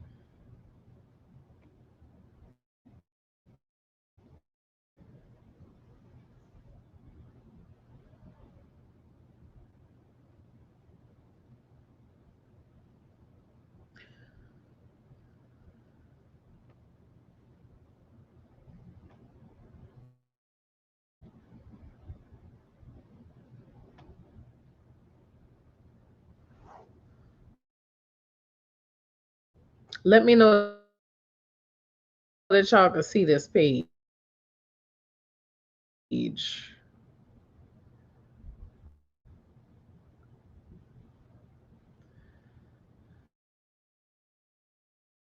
Baby, you tripping.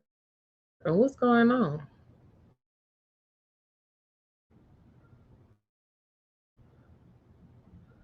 Hold on. Let me not do that because I don't know what's going on. I was trying to show y'all the covers. Oh,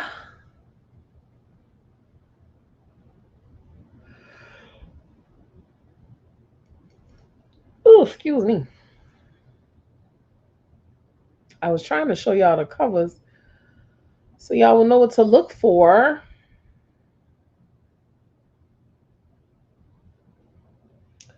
But if you just go to the page, go to where it says let me try this again. I'm sorry, y'all.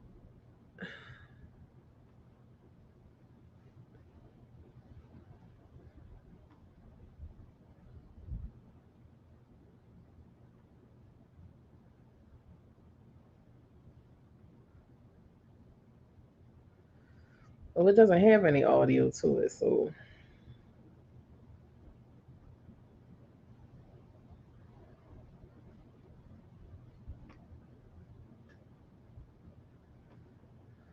I don't know what's happening, y'all. It's not. I don't know why it's not working. But anyway, if you go to the shop, the telephone booth and the cocktail are two paranormal tales. So those are also in audio form. So you can listen to me read the stories to you if you prefer. But again, Woman Town is a free download. Go check it out if you like. But I love y'all.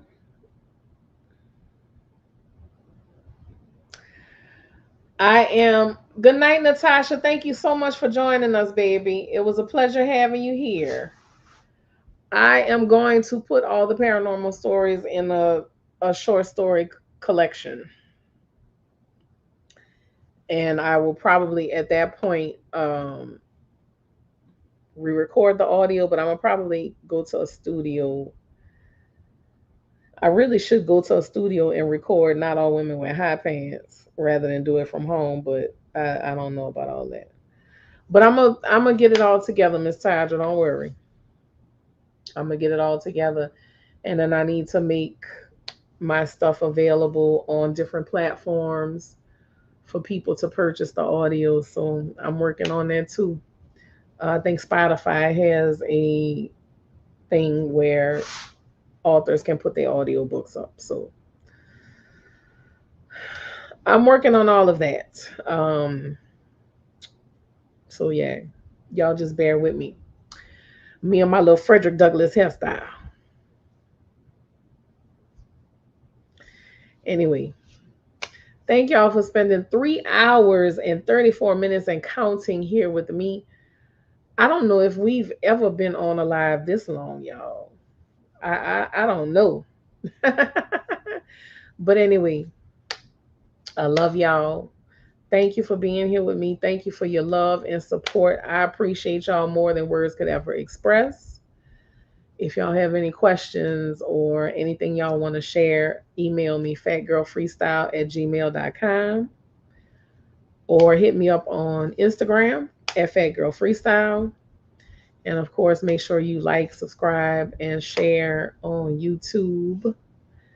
Thank y'all, thank y'all, thank y'all. Y'all have a wonderful night, and I will see y'all again soon. I love you. Good night.